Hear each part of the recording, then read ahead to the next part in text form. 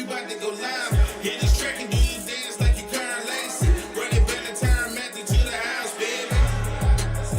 It's Tingle and Co. From 7 to 9. Come keep with the show. It's a new era. Let's get it, let's go. From 7 to 9. It's Tingle and Co.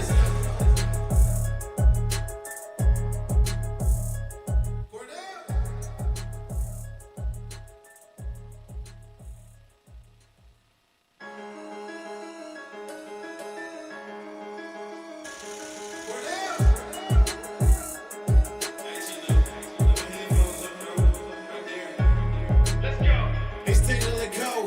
From 7 to 9. Come keep with the show. It's a new era. Let's get it, let's go.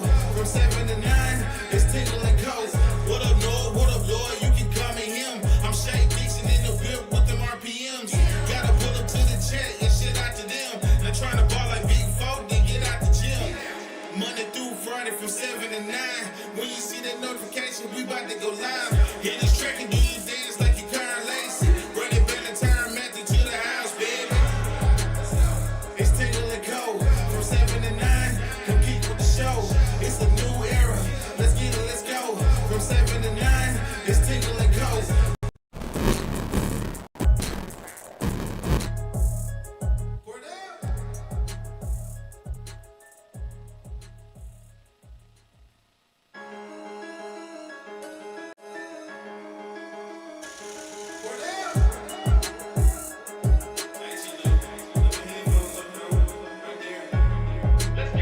It's Tingle and Co. From 7 to 9. Come keep with the show.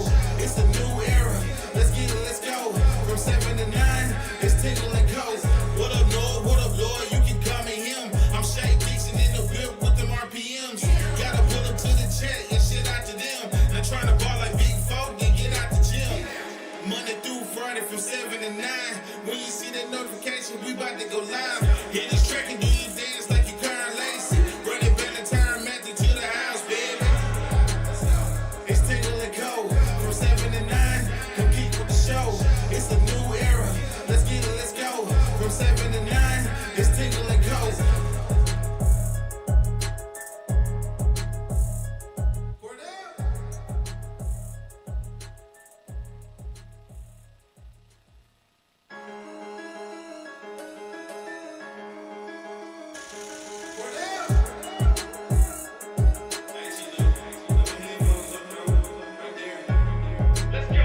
It's Tingle and Co. From 7 to 9. Come keep with the show. It's a new era. Let's get it, let's go. From 7 to 9. It's Tingle and Co. What up, Lloyd? What up, Lloyd? You can call me him. I'm Shay Dixon in the whip with them RPMs. Gotta pull up to the chat and shit out to them. They're trying to ball like Big Folk, then get out the gym. Monday through Friday from 7 to 9. When you see that notification, we about to go live.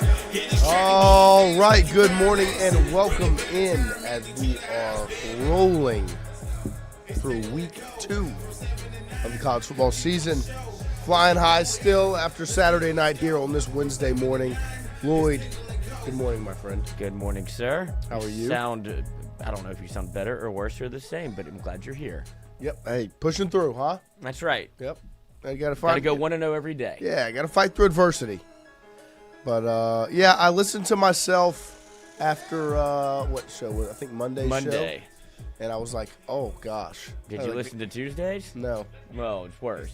Nice. But now you're better today. I am. I slept quite a bit yesterday because I just run down. That's right. I just don't think my body's used to that. You know, I'm just not a running on 3 hours of sleep type of person. No, you'll get there. No, I hope I part of don't. growing up. I don't want to get there.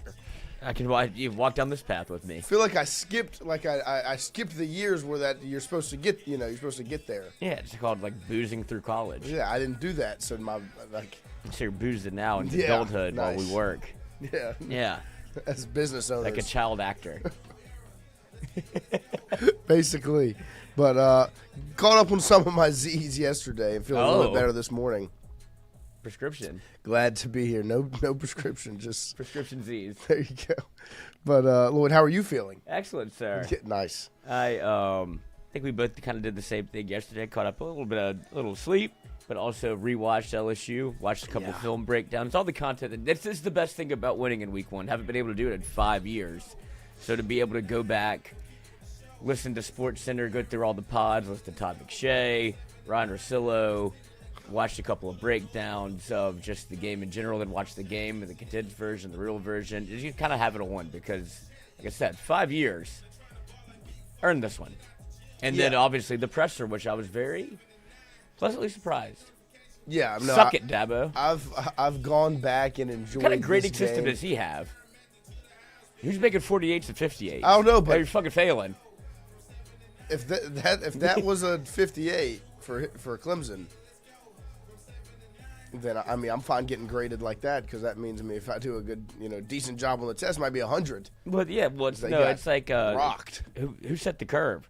Yeah, right. It's like an engineering class when they all make. Not me, but I do know people that were engineering, and it was always like, oh, I made a 62 or a 58. And it's like, what? You changing your major? Like, no, second highest grade in the class. That's a B. It's like, this is stupid. It's not. Why don't y'all go to real class? But yeah, no. Walk with me to sports admin. BK's riding the same high we are. Yep. He's feeling himself. Well, I mean, look, you're right when you talk about we haven't been able to feel this way in 5 years where genuinely, like, I am excited every time I turn on my television or YouTube or a podcast and they're talking about LSU in week 1. Which sexiest girl in school. Literally a feeling you've not been able to feel in so long. The connotation about LSU under Brian Kelly has been, in the last 2 years of it's just been so bad. Like, it's consistently been disappointing, especially in week 1s, and now that narrative has been shifted, and LSU is the talk of the town. Like Lloyd said, the hottest girl in school. It's been a quick readjustment. And it's been so fun just to flick YouTube on and just sing the praises. Sing them.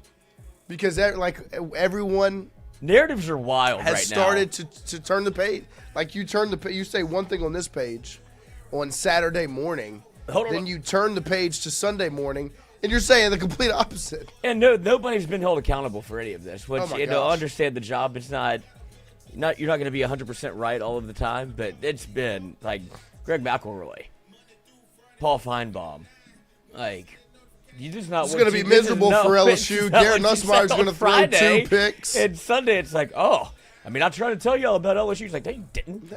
Yeah, told us something that was not true about LSU. And so it's been nice to fire that up. And I've gone back and watched the game multiple times. I've gone back. I've turned the game on.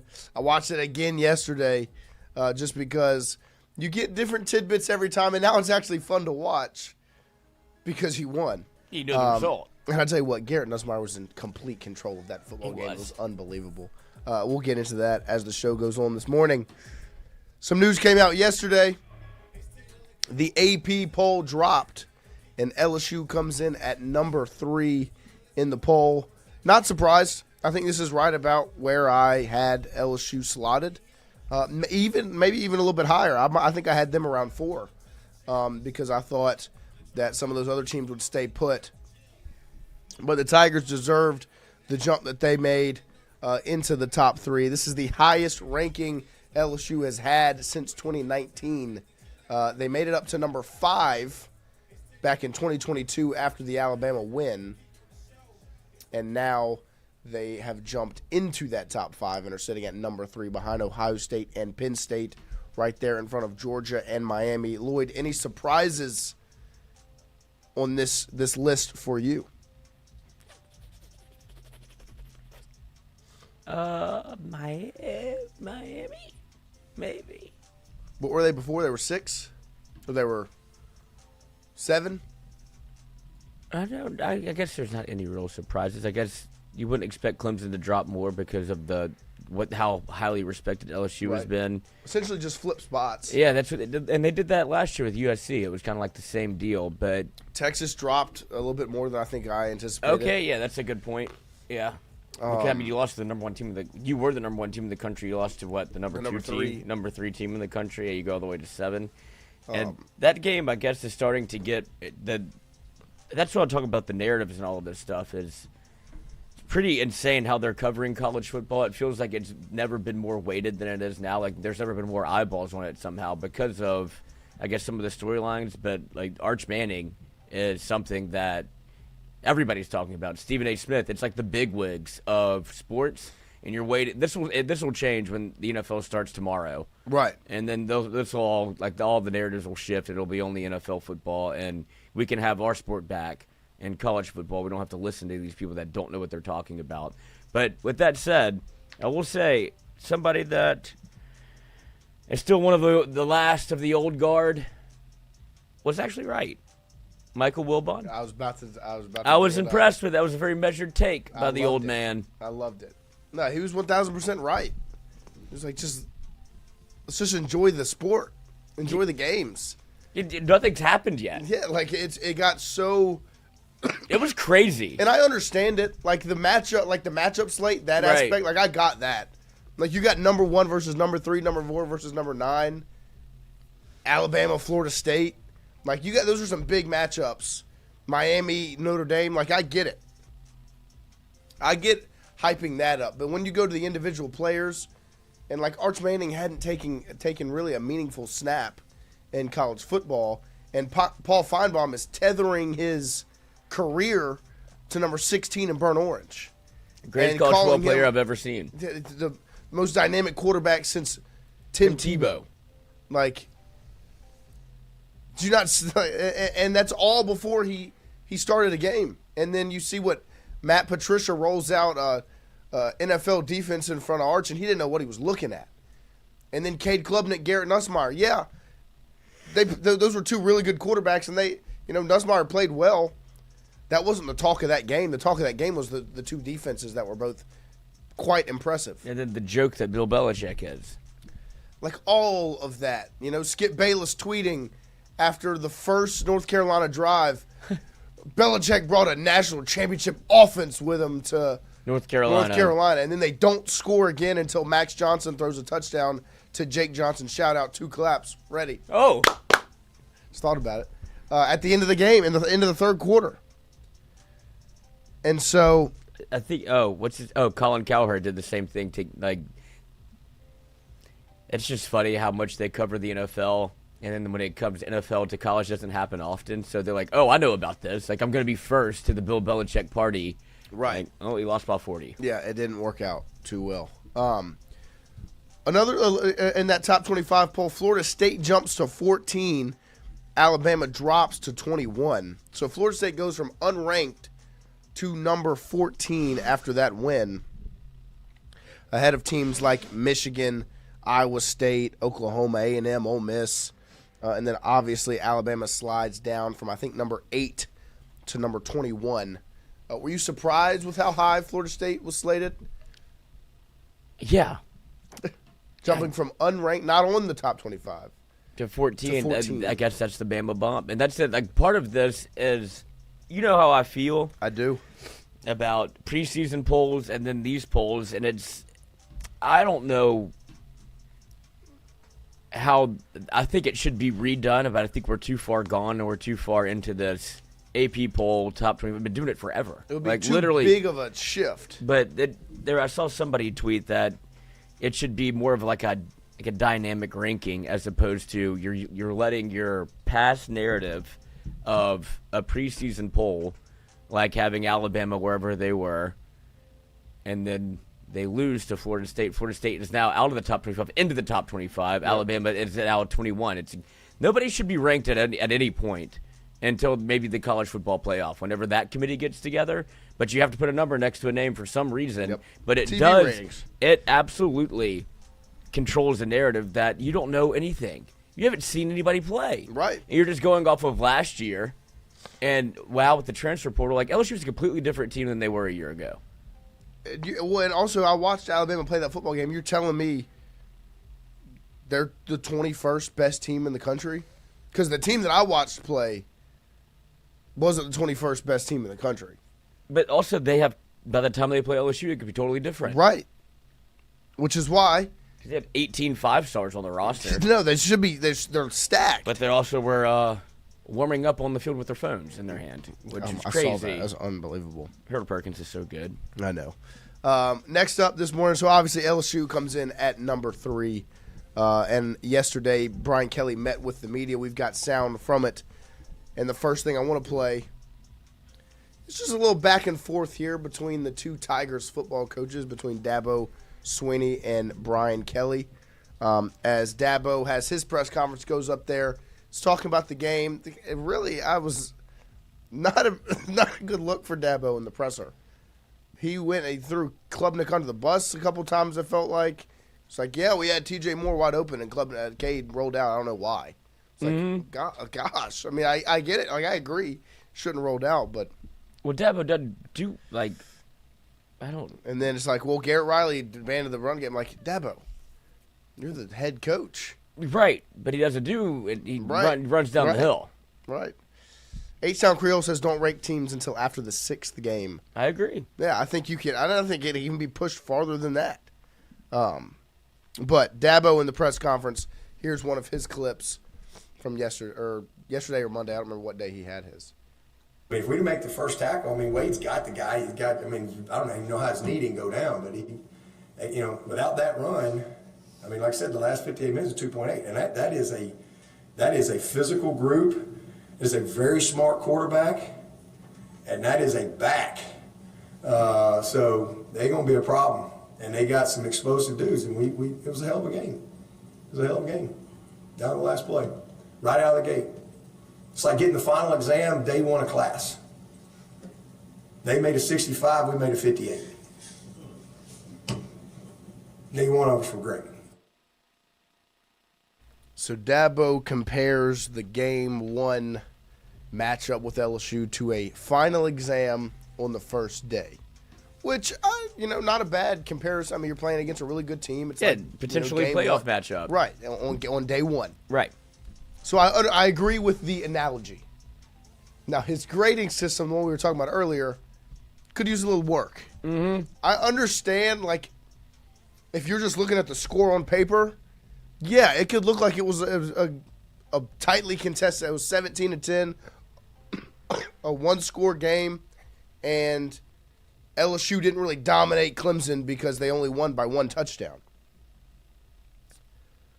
But if you really turn that football game 1 and you just look at the second half, like Kelly's going to say in his response, I mean, you got outscored 14-0. You didn't score a touchdown in the second half and gave up 2 of them. Should have been more. Here's Kelly's response to Dabo's 65-58 grade margin for the matchup. Dominated him in the second half. So he's either a really good grader for giving himself a 58, or he's a really hard grader on us, or he didn't see the second half, which that might be the case. He might not have wanted to see the second half. So again, look, this is all like, past. We dominated. I mean, look. He's not wrong. Like, LSU completely controlled the second half of that football game. And in the moment of the game, obviously, it still felt like Clemson, it was still leaning Clemson's way a lot of times. But Clemson caught a lot of breaks. Had multiple things fall their way. LSU coughs the football up twice in the first half. Has bad first half management. Yeah, bad first half management. LSU burns 2 timeouts in the first quarter. You go and into the second half, or you have the Wesco catch that it was incomplete, overturned to a catch. You have the Berrien Brown catch overturned to incomplete, should have been a touchdown. Go down the list of these things that Bauer Sharp. Yeah, just kind of went. I don't even know if he ever had actual control, but you got all of the things that are wrong with college football or football in general happen to LSU. Like all of the 50-50 calls that you don't know what the actual ruling is, or if you slow it down enough. And I don't know who said this. But, it's BK. And his presser is like the NFLification of college football, and he's right. Like, you can slow things down too much. You can overlook things. Like, you can overly watch things whenever it comes to rulings and like what a catch is or what. It's becoming a lot like the NFL where everything is reviewed, everything is slowed down to the upteen second, and it becomes like, well, I don't even know what I'm watching anymore. Because the sports are different. Don't forget the rules are different. Yes, it's not the same. You only got to get 1 foot down. Right. It's just that, it's an interesting way to look at it, an interesting thing to say, because it is like all of those things that, and it was a huge weekend for college football. There's no NFL, like we said, and that's what I think it was. It was so overly produced and overly watched and looked at, and almost taken too seriously. Yeah. But all of those things happened to LSU, and you were able to bounce back. Right, and that's my thing is like, all of that kind of broke your way, and you still Lost. And didn't score in the second half. Like, you didn't put a point on the board in the second half. And had 2 drives at the end of the game to tie that football game up and didn't do it ever. And so I love the response from BK. People are going to feel however they want to feel about Brian Kelly. I get that. This BK that we are witnessing right now, we have Cock really strong. kind of throughout the offseason into now, feels real. I think that was the biggest knock against BK was that the pounding the table and those things, like it felt dramatized. Yeah, and like manufactured. Yes, and this doesn't feel that acting. way. This is him.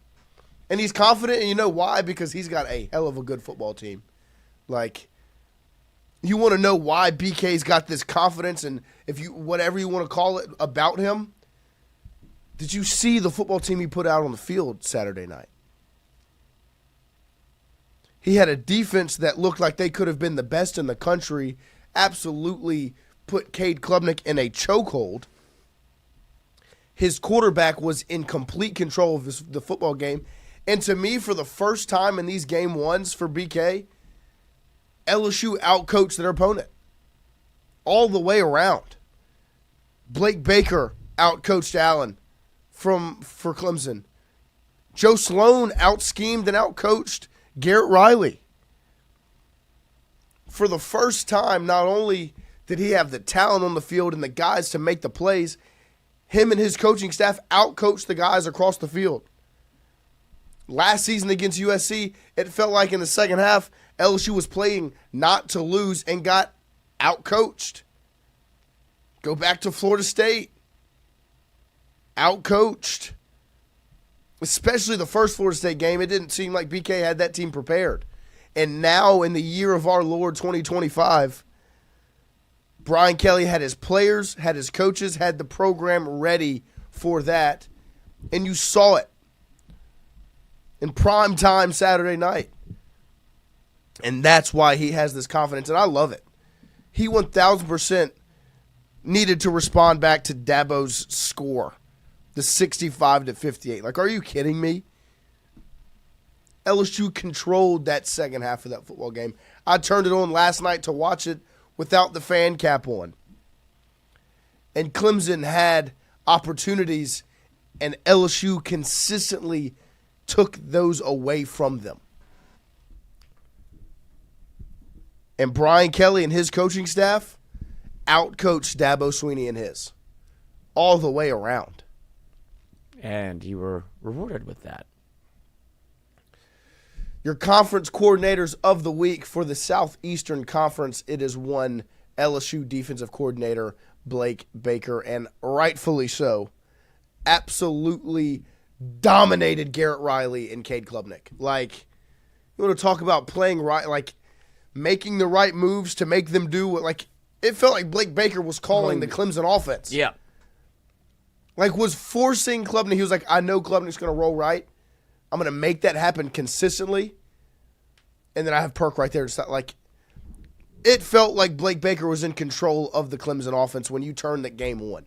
Like, was forcing Klubnik and that offense to do whatever he wanted them to do. And just had it dialed up, man. And he said some things. I think there's a quote where he's like, if, as good as LSU's defense played, he was like, if they go back and turn on the film, they'll be sick about the plays that they missed. Yes. And there are a couple of, when you go back and watch it, like I watched Richard Dixon break it down. There's a couple of plays on the LSU defense where, oh, this can get better. And which is crazy to say because LSU played, it felt like they were so dominant in the second half on defense. And the reemergence of Harold Perkins, which kind of everybody's excited about, like whether it be national or obviously good for here, college football. It is.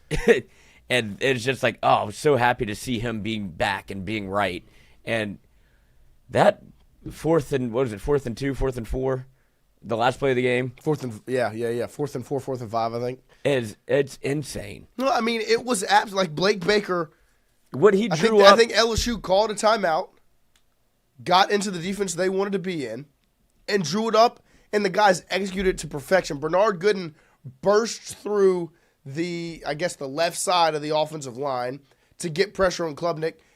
Butler and Relaford go inside to give him the lane to roll out, and then you have Perk just absolutely mirroring him, and your DBs were just clamps, glued on the Clemson wide receivers. When you watch that play, like Klubnik did the right thing. He's just, there's no way, there's nothing, what he looks to is right. There's nobody there. Right. And, I've got green grass, like I'll be able to convert this and probably make a play, move on, 1st and 10. Perk comes out of nowhere, and he's like, never mind. This is cooked. He did the right thing. Because he's and the right on the other side of the field. He did the right thing because that's what Blake Baker wanted him to do. And to trust Perk and, like, to know, like, what you have in him and be like, I have the nastiest of the nasty. I have the freakiest freak. Like, this, I'm going to put him in a position that I wouldn't put anybody else in because that's a loss in a way of, like, he's at a disadvantage until he's not. Right. And it was just masterclass, and it was a testament to Harold Perkins being back. And that's why BK has that confidence that he has at the podium. That's why he is carrying himself in the way that he is, and rightfully so. He deserves to, because his coaches went out there, his players went out there, and they executed to nearly perfection. The crazy thing is, like Lloyd said, there is so much to grow on, offensively and defensively. There was so much more plays that were left out there on both sides of the ball that LSU needs to improve upon. And they've got some big ones coming up. If you look at that top 25 poll again, LSU's got some big ones in the coming weeks. Obviously, they have Louisiana Tech this Saturday. But then after that, number 13, Florida Gators come to town. And they're going to bring a different challenge than Clemson did. You've got DJ Lagway calling the shots over there, another talented quarterback. After that, you got Southeastern. Then after that game, you're traveling to Oxford to take on number 20 Ole Miss. And that one, to me, is an interesting one. Because the way I think Garrett Riley kind of fell away from the game plan and kind of lost the scheme, not a lot of times are your deficiencies defensively going to be missed by Lane Kiffin. And then after that, you got a bye week, and then you take on number 10 South Carolina. So over the next 5 weeks, your next 5 games, 3 of them are in the top 20. Number 10, number 13, and number 20. So it's some big time football coming up for LSU. And they had and my favorite aspect is, look, Charles County matters. September 3rd, y'all are still talking about Clemson. Time to flush them and move on. I'm not on the roster. I know the roster's flushing and moving on. They're focused. They are not basking in the glory of Saturday night. They are moving on. They have, BK said, they got 24 hours and moving on. And you can see him try to shift the narrative during the press conference because he talks about, even during that Dabo clip where he's talking about whatever the test is, like maybe he didn't watch the second half. He's like, it's not about that anymore. Right. Like you can see he's trying to get away from it. But whenever you have, you had a Saturday game, one of the biggest games of the weekend, and then you have Monday off because of Labor Day. Tuesday, that's why this day is it's from 24 hours to 48 hours because nobody got to talk to the head coach yet. Right. And so what do you think they're going to ask about what they just saw? That's what the media is doing. So that's why this conversation has continued to happen. It's because you had a day off. Yeah. Now, you can see in some of these clips that we have of Brian Kay, he's trying to shift his focus to Louisiana Tech and going 1-0 this week. But I'll be damned if he's not going to. That's kind of what I said on Monday when we did Mic'd Up. I was like, do you think it's going to be tough for them to, not only Louisiana Tech, but just in general, shift their focus after they made so much of the Clemson game and going 1-0 and finally winning an opener? Like, it's not going to, you don't think they're going to sit back and take a breath? Right. No, this is that and that was my biggest concern from the players. I trust in the player. Like, and BK has said it. He trusted the maturity of the players to be able to handle that, win or loss.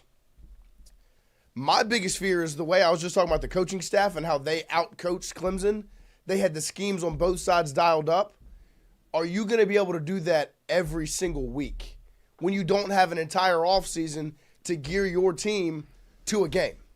When you have to come back from playing Southeastern and be ready for Ole Miss, or playing La Tech and playing Florida, and you only have, and before South Carolina you have a bye, so that gives you some time. But like when you don't have an entire offseason to get ready for a game. Like I know that Clemson week, like game practice was about 2.5 weeks, give or take. It was much longer than that. And you had an entire – and so that's the next thing is, okay, can you do that week in, week out? Can not only the players but the coaches be ready to scheme 1-0 week in and week out? And we have a clip of Brian Kelly explaining the start of that 1-0 slogan and just kind of where it came from, because that's one of the bigger takeaways from the weekend is absolutely pounded the table with 1-0 all offseason. Every time there was a microphone there, you said 1-0, and then you went out and you made it happen. So what's next? Whose idea was that? All of that was discussed internally, and ultimately I make the decision on those things. But, we put ourselves out there. And look, sometimes you got to go out on the limb. And some say it's not smart. I knew the team that we had, and I knew it was a mature enough team that we could put that on them regardless of what the outcome would be. And we knew 1-0 was going to be where we wanted to be. You can see on the board right here, there's only one game that's visible on that board, and that's Louisiana Tech. The other one's covered up from the week before and all the others. And so it's just been a mindset that we've kept. And so the 1-0 wasn't, targeted, hey, this is, rubbing it in Clemson's nose. This was our mantra for the year. We just want to focus 1 week at a time. Avoid the noise, stay locked in, and do the things that we've been doing. Then we can get to 1-0 each week. So that was really much more of a, what's the mission of the group this year than it was. Yeah, it's 1-0 each week. And I'm going to be very intrigued to see how, especially with the coming games where you have Florida in, a week and a half. And then a week later or 2 weeks later, you have Ole Miss where you're traveling on the road again. Because now you've got 3 straight football games at home. So you're going to be at home for 3 weeks. And then you'll travel on the road. Then you come back, you got a bye week, then you got South Carolina. Like this stretch of games is a big stretch. You put yourself in a great spot. Imagine the way we'd be feeling right now if you were 0-1.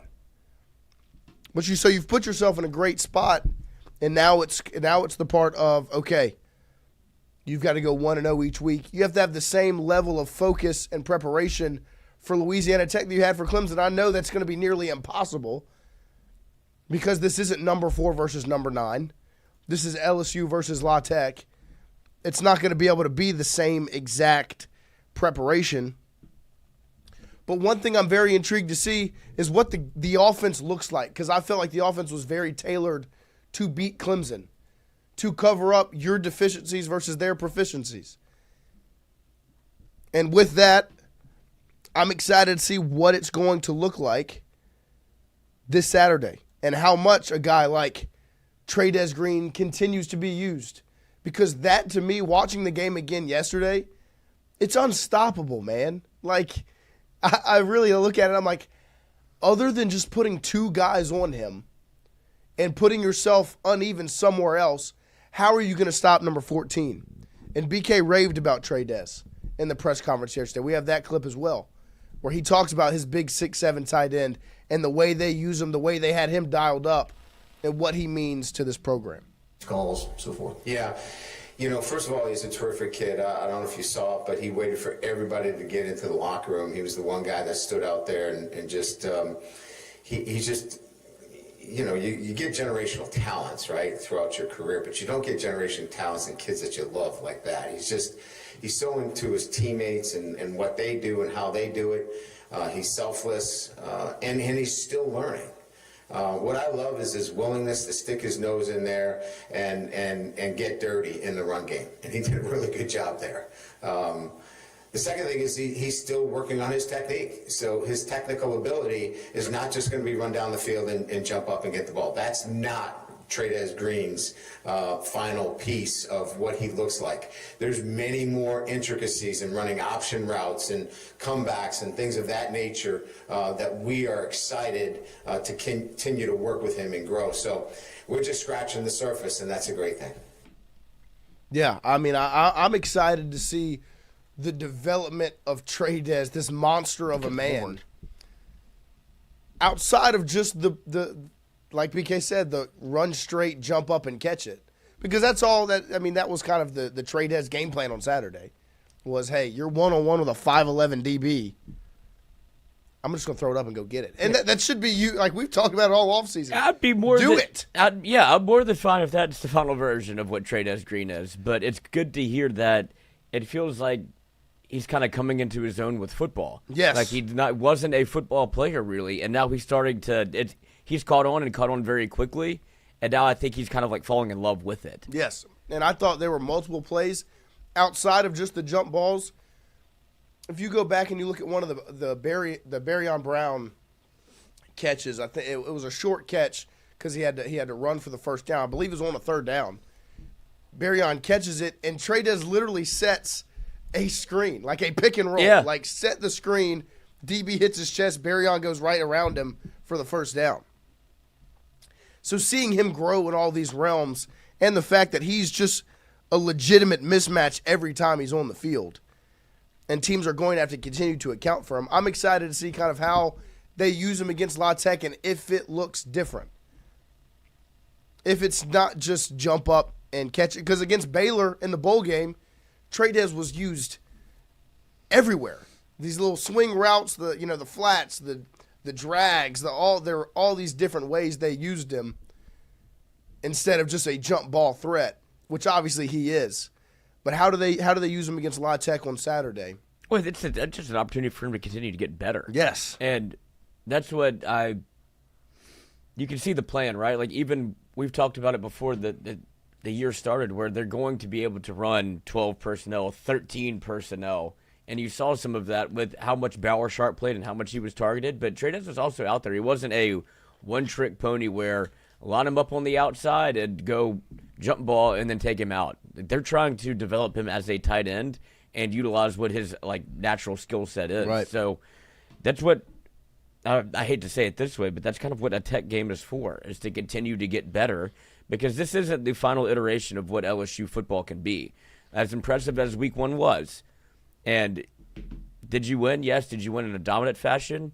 Not on the scoreboard, but what you did and what you saw. The second half was a version of LSU that, yes. And you'll see that if LSU is able to continue to win games and get to kind of like the Week 5 mark, and Clemson does what I expect them to do, like, they'll continue to highlight that game, because I think Clemson's going to probably roll through their schedule a little bit. Yeah, no, I mean, they are. Clemson is in a good spot, and I think that's part of the reason why Dabo's talking the way he is, because you have to keep the confidence in your players, because the season's not over. It's all right in front of Clemson. Yeah. Like, the loss to LSU it's not the end of the world. The two hardest games in your schedule aren't conference games. No, it's LSU and South Carolina at the end of it. Yeah, your bookends. They don't matter. Your first game and your last game. They literally don't matter. And then you're going to be in the ACC championship with a spot in the playoff on the line. Right. And so, just like last year. That would be a fun way to do it, huh? Yeah. Yeah, it'd be nice. Play in a shit conference and just be able to, lost to LSU. Oh, well. Whoops. Oh, I hate that for us. Doesn't count. 65-58. Yeah. Yeah, whatever.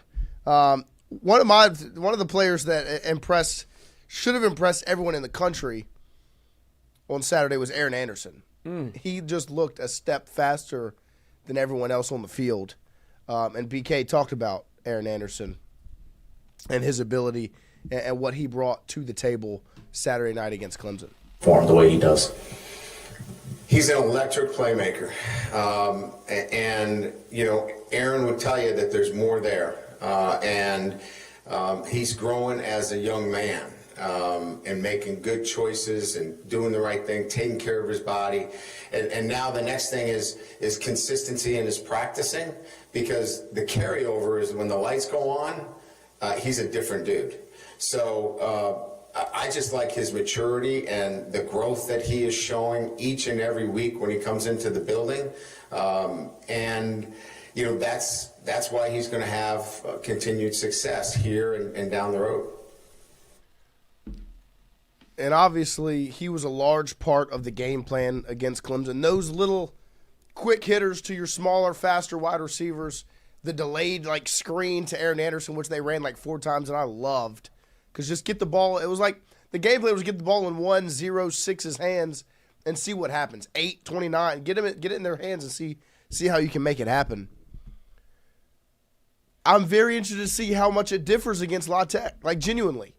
Like, I don't think they're going to go out there and they're going to show all this pizzazz and just completely show their tail before Florida.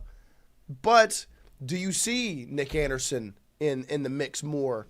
Chris Hilton, kind of get them going before you get into this stretch of games. After La Tech, you've got 4 games, 3 of them in the top 20, like I said. Do you try to get Nick Anderson, Chris Hilton, kind of going and get them in rhythm before Florida comes to town? Is it fair to say that maybe LSU could do both? Like they have enough on the outside, enough talent, and a quarterback that's capable of running multiple game plans with different packages, Yes. different people. Because that's what I think that they're kind of like you said, we don't know the answer to this question yet, but what they did against Clemson was tailor-made a game plan for Clemson. Yeah. And that's kind of what we've been saying is like that wasn't a Chris Hilton game, that wasn't a Nick Anderson game. They didn't really give them an opportunity to do anything. Destin Hill started the game and got hurt. And Destin Hill that gives me an answer kind of to what they wanted to do, because Destin Hill is as big and physical as anybody. He's not a deep threat. Right. He's just an older football player that understands assignment, alignment, and unfortunately got hurt. But I think that there's a version of LSU that they trot out Chris Hilton and Nick Anderson, and you see 5- and 7-step drops. Like, if they can do both, I think they'll find a way to do it. But this was a game plan that they wanted to protect their offensive line and utilize the skill that they have on the outside in a different way. Yeah. No, I think But I hope that's true. I hope that's the case. The best version of LSU is going to be able to do multiple different things in one game. Right. And I definitely think it's going to be a scheme week-to-week type thing. Because, I mean, the LSU didn't even use a deep threat last game. Like against Clemson, they didn't stretch the field whatsoever, which we talked about leading up to the game. Like, maybe that's going to be a big piece of how to get that defensive line and that front 7 off your back, would be to stretch the field a little bit. You didn't have to do that. That wasn't in the game plan because they didn't even try. And so now, do you add that wrinkle in? Because once you add that wrinkle in, you're a different offense. Like, it's going to be okay. We can take the top off with 3, with 4, even with 6 and 1. Mm-hmm. But also, Barryon and Aaron and Xavion and even Chris and Jawan Johnson, these guys, like, they can take that little swing pass, and you don't know what's going to happen. You got a whiff, Yes. just a scent, a smell of Harlan Berry, Right. which I think he'll be able to make an impact in Louisiana Tech. Excellent opportunity for him to do so. But they said in the chat, Seville, Sloan called a decent game. He probably used a fraction of his playbook. I was going back and watching it again. What they did at like crucial spots, it was very impressive how prepared they were and what they wanted to do in certain situations whenever it was a big third down or how to use certain players and what they did to kind of tailor-made that game plan to Clemson. But I thought the execution was extremely impressive. Also, there's a couple throws in there that are still Garrett Nussmeier. Yeah, I mean, that's the out route that's on the corner that's double covered. He's like, I'm squeezing it in. Yeah. It's like, oh, God. Well, my favorite part of that game for number 18 for Garrett Nussmeier was what were the biggest questions for him coming into the season? Can he be a game manager at points? Like, can he even do that? Can he not always just be run and gun, fire off this right arm, see what happens? Roll to my right, throw across my body off one foot. And he did it in the right spot, in the right time, and he had the one sack. Maybe he could have gotten rid of the football and taken 0 instead of whatever. He was in complete control of that football game and was so confident and calm. There were, like Lloyd said, there were a couple of throws where it was like, okay, he tried to force that one in a kind of a tight window. He didn't see T.J. Parker drop into coverage at one point because that's still kind of, scary. Uh-huh. But he was in control. He didn't make mistakes. He played a clean game. Like, can you ask for anything more? Just from that standpoint of he played it clean. And that was the conversation was if he plays clean games, LSU's hard to beat. And he didn't even fully unlock this offense yet. No. But Nussmeier played clean, and guess what? They won the game. Yeah, he did what Sloan and LSU asked him to do. There was no really there was a couple of throws, but that's playing quarterback. But he protected the football. Yes. That's all you can ask him to do. There was none of those turnovers are on Nuss. And then he gets literally a touchdown taken away. That was probably the best throw of his career. And doesn't count, but you can still see he can still make an impact that way. That throw. And so given what the game plan was and Nuss being able to stay inside of it and not take chances, not do the thing that's oh God, don't give this game away. I think that's a step. That's the second-year quarterback. That's what it is when you come back for another year. And that game probably did more for him. He could, if he wanted to walk away right now, I think everybody in college football and the NFL would go, do you remember what he did against Clemson? Right. He could, what is that? He could Terrace Marshall this thing. Yes. And it would be fine. Well, the NFL scouts are whoa. He was the most impressive quarterback of the weekend. Oh, 1,000%. And another big reason on why is because this is a part of Joe Sloan outdoing Garrett Riley, stayed committed to the run game. When I watched it again yesterday, there were times where they were handing it off and getting nothing and losing yards. But they never stopped doing it. And so then Caden Durham would break one off for 6. And Jawan Johnson would get one around the left side for 7. And here and there it would work. They never stopped doing it, so Clemson was never able to do what the LSU defense was able to do and pin their ears back. And here's BK talking a little bit about kind of playing a complete game on both sides of the football, and that goes to your point of Blake Baker and Joe Sloan and trusting your coordinators who both stepped up and did their task. A couple of things from the game. I think the thing that I'd like to point out is, I think it's easy to see energy and passion, and those things are important. Just working is not good enough. You have to have passion in what you do. And one of the things that stands out is there's a lot of passion on that defensive side of the ball. And with that passion is guys being selfless. I'll give you an example. Harold's play at the end of the game. He doesn't make that play unless our end, Patrick Payton, gives himself up inside the C gap to collapse the tackle so we can get the wraparound. Or P.J. Woodland's sack earlier, where Jack Pyburn takes an upfield intentional rush to open up the D gap so he can get to the quarterback. And that happened pretty much the entire game. Guys playing their 111th across the board, and that's what Blake has been harping on. That's what we've been talking about in terms of how you play team defense.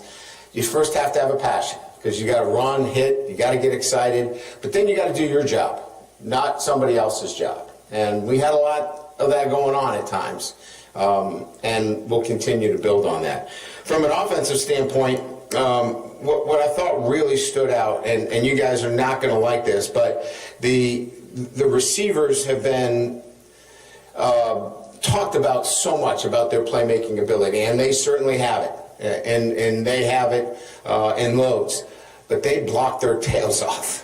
And that's another indication of a selflessness to we need to run the football. And we can't run it unless we're getting guys blocking downfield. And we did. And I know this is not the sexy stuff that you guys want to talk about, but winning on the road is hard, against the top 5 team, and you got to do the little things the right way. And I wanted to illustrate that and make sure that I gave them the accolades for that. Garrett Nussmeier, obviously the SEC Offensive Player of the Week, which you know, and Braylon Moore did an outstanding job in his first start at center, keeping that offensive line in a really good position all night. They played a complete football game all the way around, and it was just pleasant to see. Like, just the amount of times you've gone to LSU, you've watched LSU games over the last 3 years, and left saying, man, they were outcoached. They got out-schemed. They made the wrong decisions in these spots when the other team didn't. They still did some of that. And the way you felt like that at halftime where Dabo's taking the points, where LSU's not, this, that, like, you still felt like maybe the moment's still too big for that aspect. But overall, there were some bad decisions. But it wasn't too big. And LSU was prepared for that game, and I'm so excited to see how they continue to do it week in and week out. Like come out against La Tech on Saturday with the same level of intensity, because guess what? You're going to do it in Tiger Stadium in Death Valley, a Saturday night in Death Valley for the first time this season. And for a lot of these guys, their first time ever. Like, you have a lot of new faces on this team that have that LSU mentality. Like, Mansour Delane, like, that was my favorite thing. The speech he gave after he got the game ball was when me and Coach Kelly talked about when I was coming here, we didn't come here just to win game one. Came to win a national championship. And a lot of these guys, like, even like a guy like Destin Hill, like, it sucks he won't be able to play, because I guarantee you that kid from Edna Carr probably always dreamed of suiting up in Death Valley. And he's going to get a shot. He's going to. You've got 3 straight home games. But that, like, have that level of intensity and ownership of the fact that I'm wearing the purple and gold. I got those 3 letters across my chest, and I'm going to play in Death Valley Saturday night. And as much as you have that 1-0 mentality, the fan base probably doesn't. And it's going to be a coronation and a celebration of you're finally fucking 1-0. Yeah. And so that Clemson game carries over to the Louisiana Tech game, because now people are going to want to go. Like, that was the conversation about the Clemson game. People were like, I'm out until they win week 1. Right. Like, prove it to me that this is worth, and now it's going to be a celebration almost of, it's like coming home from war. Oh, that place is going to be packed. Absolutely. Like, packed for La Tech. And not just because it's not just because it's first game in Death Valley, but because you finally earned the trust and respect of the fan base. And I'm not saying that the fan base was right to not trust or not that they never respected whatever. But you heard it many times. Oh, got to prove it to me. I'll believe it when I see it. Then LSU went out there and made it happen on Saturday. And yeah, Chris Williams says packed until halftime. LOL, probably. No, yeah, probably. But people are going, like, Saturday's going to be a campus will be a buzz. Atmosphere. It's going to be popping on campus because LSU's they're the number 3 team in the country, and everyone can now see the goal. Before the season, not everyone saw the goal. Everyone saw, well, maybe they need to make it there. Nobody thought it was realistic until you saw what happened week 1. Now it's real. Yeah, they didn't trust the process, and they're rightfully so. Like, I was in that same camp of, man, you got to prove it at some point. Like, This is, year 4? At some point, like, this needs to look a little bit different. And from being able to win at Clemson in the manner in which you did, and then you can see the level and attention to detail he has throughout this entire press conference. It's the first time in watching Brian Kelly coach LSU that he feels like he absolutely has the pulse of the football team and is engaged in what he's talking about. He's not stuttering for names and calling people the wrong thing. He's absolutely knows what happened, knows where he is, and knows what this team is capable of. And I think that was the most impressive part of what's happened this entire year, is how engaged he is, because he knows how good they can be. Right. And part of knowing, like, how good your team is you have to coach it. And then on top of that, you can't take Saturdays off. No, So that's the part I'm ready to see is the fan base, like we said, they're going to be coronation, celebration, 1-0, number 3 team in the country. Go prove it. Go be the underdog again. Have that same mentality. Just don't take all of this positive momentum and flush it down the toilet because you're not prepared for a Louisiana Tech team that just shut out Southeastern. Right.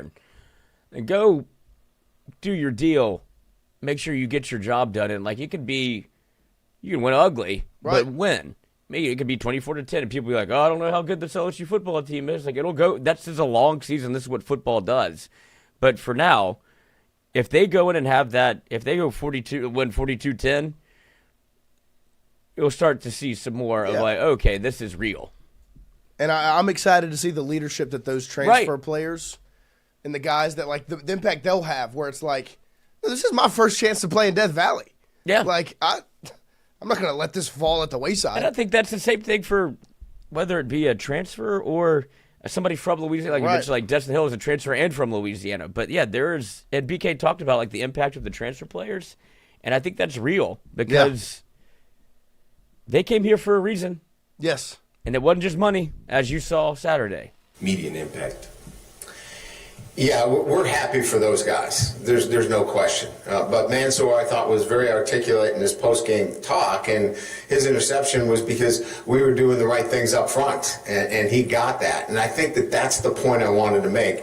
Braylon was the same way when he was named SEC Lineman of the Week. He said, "I've never had this kind of trust with the guys next to me." And so going into the portal, we were looking for those kind of guys.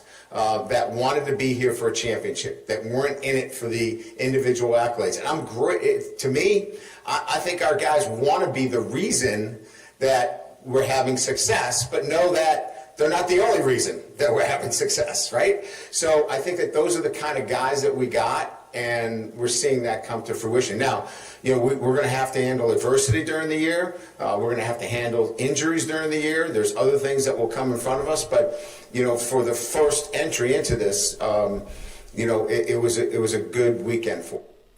Don't forget, every single day we are brought to you by AJ Sports Cards, based out of Baton Rouge, right here in Baton Rouge. You see the boxes of cards we got in front of us, courtesy of AJ Sports Cards, right there. 3348 Drusilla Lane is the store. Go right in, look at everything they've got. They've got bins of cards, they've got boxes, they do breaks. 225 Breakers does a great job.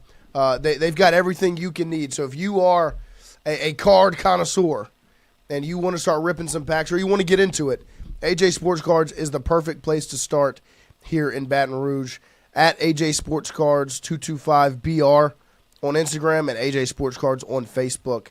The number is 225-831-4508.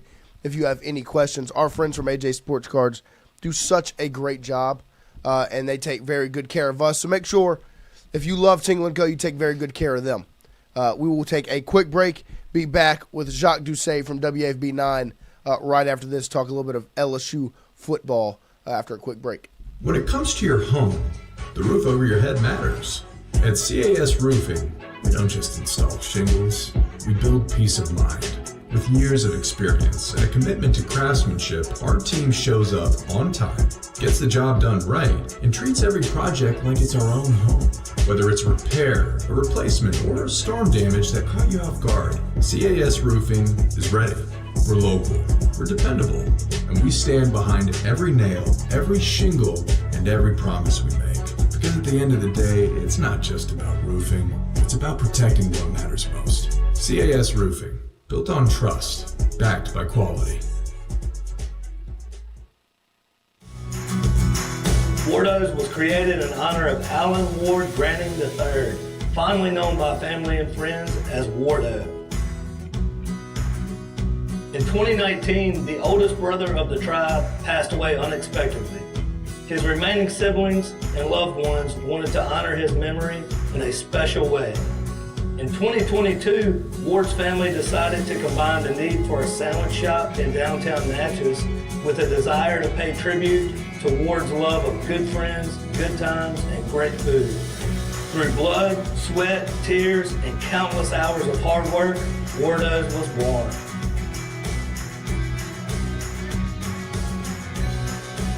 So go visit Wardo's today at 309 North Broadway Street in Natchez, where the po' boys are so good, you'll swear you're in Cajun country. Hey, Miss Lou, come visit us, Tom and Wright Granding at Go Martin on the Go Deli. Go Mart has clean restrooms, community coffee, an awesome beer cave, and a great selection of anything you may need. Located at the corner of Highland Boulevard and Highway 61 South in Natchez. Also stop by Wardo's Po' Boys at 309 North Broadway on the beautiful Natchez Bluff. Where everyone is family.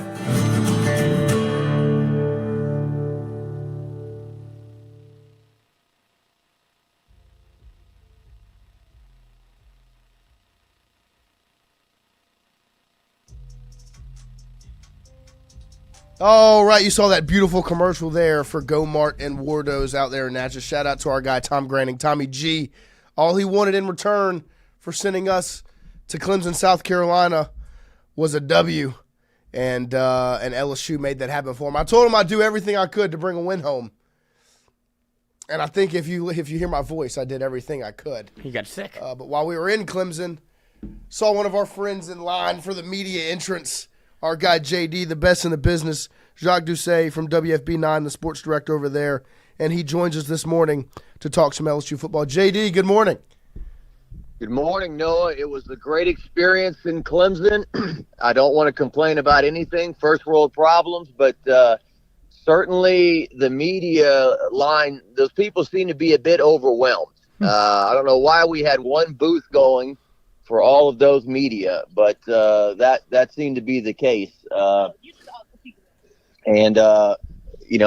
Somebody was in line and said they were at a game last year for Virginia and walked right in, but in this case, the LSU game, they had a lot of people there, and big win for the Tigers of LSU to finally start a season 1-0. It's a refreshing change here on this beautiful, beautiful Wednesday morning in Baton Rouge. Yeah, isn't it so nice to finally be able to bask in victory week one and just kind of be happy for a start of a football season for a change? Well, yeah, not only to start 1-0, but you're not starting 1-0 against Long Island University, which I didn't know existed till this past weekend. I just thought that was an iced tea or something, But to go to the number 4 team in the country, I mean, no matter how you win, John Brady, the former LSU men's basketball coach, one time they had played a low-scoring, ugly game, and he said, "Let me tell you something. Tigers win 2-0. Tigers win." Okay. So, no matter how you win that game, you got to be thrilled to come out of there with a victory and still be able to look at some things and say, "Hey, we need to improve on this and that." Because certainly there were some moments in the game that reminded you of season openers of years past. I believe this is the thank you, ma'am. I believe this is the third straight year that LSU in a season opener has had a 1st and goal and then a 4th and goal, gone for it, not made it. I think they did that opening kickoff against Florida State and Orlando. They did that last year, opening kickoff USC in Vegas. This was not the opening kickoff, but late in the first half, they go for it. And obviously, if Nussmeier throws another touchdown to Trey Green, we're all celebrating. But I think all of us in the press box were like, why are they going for it here? Kick the field goal. And, to Coach Kelly's credit on Monday, hey, that was the mistake. We shouldn't have done that. And certainly when the Berry and Brown touchdown that was not gets called back, and then you miss a field goal, you're like, oh, God, here we go again. Heartbreaker at the end. They're going to tie it up, go to overtime and win. But obviously that wasn't the case. It's refreshing to have a defense that you enjoy watching and that you can put on the field and say, hey, I feel pretty confident these guys are going to stop the opposition. Yeah, and you bring up the defense. I wanted to bring up I was in Vegas last year and then now Clemson this year, and there were some moments that felt similar, like that second half where it felt like LSU I was putting the pressure on the offense myself to say, hey, you've got 2 drives here up 17-10. Go put this game away. Go score a touchdown, put them to bed. And they didn't do it, just like against Clemson last year. Against USC last year, they didn't really strike with the lead, and USC was able to find a way to win that game. But now you have a defense that you don't have to put all the pressure on your offense to go and put that game to bed because you've got playmakers on the other side of the ball that can put that game away for you. Yeah, well, last year against USC in Vegas, it felt like the offense moved the ball between the 20s and just didn't score enough points to separate the score. And then you put your defense on the field at the end, and they can't get the job done. And big pass interference play, right, and then a catch, and to give up the game-winning touchdown there last year. These are the stupid things I remember. I remember last year in that game, there was a deflection that went high up in the air, and Will Whitweeks almost intercepted it, but he couldn't. And I think there was something kind of similar in this game. It was in the fourth quarter. It was down by Clemson's goal line. The ball got knocked up in the air, and there were like 3 or 4 guys that could have maybe picked it but didn't. But before the game, Harold Perkins told us, look, we got to make this quarterback run east and west, not north and south, and that's what they did all night long. I mean, Cade Klubnik had a few runs, but even the positive pass plays he completed in the first downs that they made, he had 4 jerseys all over him, and he's running for his life. So I felt that the LSU offense a lot of times during the night was a couple of steps forward, a couple of steps back, including the opening drive. They get a great Caden Durham run to start the game. Then on 3rd and 11, they run some little inside handoff that goes nowhere. The Damian Ramos missed field goal there in the third quarter. Certainly not taking the points at the end of the first half. And then, Clemson really only scored 1 touchdown the entire night. 1 touchdown drive they had because their field goal was set up by the Bowers Sharp fumble, which was very close to not being a fumble. So really, you look at the score, kind of like the 2003 national championship game against Oklahoma. It was a 1 touchdown game, but you feel like you dominated for most of the night and in their house. So it reflects in the rankings. LSU rewarded by being number 3 and number 4 in the rankings, which is exciting in the moment, but in the grand scheme of things doesn't mean a whole lot. You've just got a whole lot. You've got plenty of very difficult teams coming up that you're going to have to beat. I want to ask you about the coaching Saturday night. It felt like both Joe Sloan and Blake Baker had their schemes dialed up to win that football game and just almost kind of outdid Clemson in a way and outcoached them because you saw an offense that had an identity, made a commitment to running the football, and those little kind of screen behind the line of scrimmage passes to get the playmakers out in space, and then defensively wanted to get Klubnik on the move and had that dialed up with Harold Perkins. What was your takeaway for the scheme and the game plan by the Tigers Saturday night? Well, back in the spring, we would go to practice, and, they would do things with Xavier Thomas where they would hand him the football. And I think one time I asked Coach Kelly about that, and did we do that? I didn't see that. We didn't do that. It was kind of like, but I think he only got 2 handoffs, but they went for 26 yards. That was a nice little sprinkling that they put in there to give the ball to Xavier Thomas. I thought Caden Durham ran very hard to get his 74 yards. So I think Joe Sloan was creative in what they called. Certainly there weren't a whole lot of deep passes thrown in the game. Chris Hilton wasn't a factor in the game, but certainly Aaron Anderson was, and Tradez Green obviously catching the game-winning touchdown. I think that was a great formation. Now they lined 4 guys up at the top of the screen, wide receivers, and they had Tradez one-on-one at the bottom, and he easily won that matchup. And defensively, I had heard from Clemson media people on local talk shows that they were worried about them being able to run the football and who was the running back. And certainly LSU smothered their rushing attack, only got 31 yards all night. And Monster Delane, obviously huge addition to the secondary, broke up passes and intercepted a pass. And DJ Pickett getting his feet wet playing. AJ Halsey, obviously playing in the second half. Harold Perkins all over the place, including on the final play of the game. So, yeah, I think Blake Baker called a great game. And it is kind of cliche every year, no matter you're talking to a middle school, a high school, a college, a pro team, they typically always say, oh, we got great camaraderie on this team. Everybody on this team loves each other. We hang out outside of football and blah, blah, blah. And then they lose a game and that gets tested. But you do seem to hear, and it does seem to be reflected, whether they were at the Baton Rouge Food Bank having a good time or or having the game winning defensive stand here, that there's a lot of laughter, smiles, high five, and hugging. They do seem to have pretty good team chemistry. It does seem as if the culture has changed a little bit around in Brian Kelly's fourth year. Did you notice anything at the presser where it felt like that maybe he feels a little bit like what's the saying, like get the monkey off your back to be able to finally win an opener for LSU? Did you think that he seems a little bit more confident and can kind of be more of maybe this is the final version of Brian Kelly? You've seen him do he's been much maligned from the accent to the attitude to everything, and now it feels like when he goes to a presser, like he was making jokes for the 4 years, but they never were really laughed at. This year, it feels like after a win, he gets received a little differently.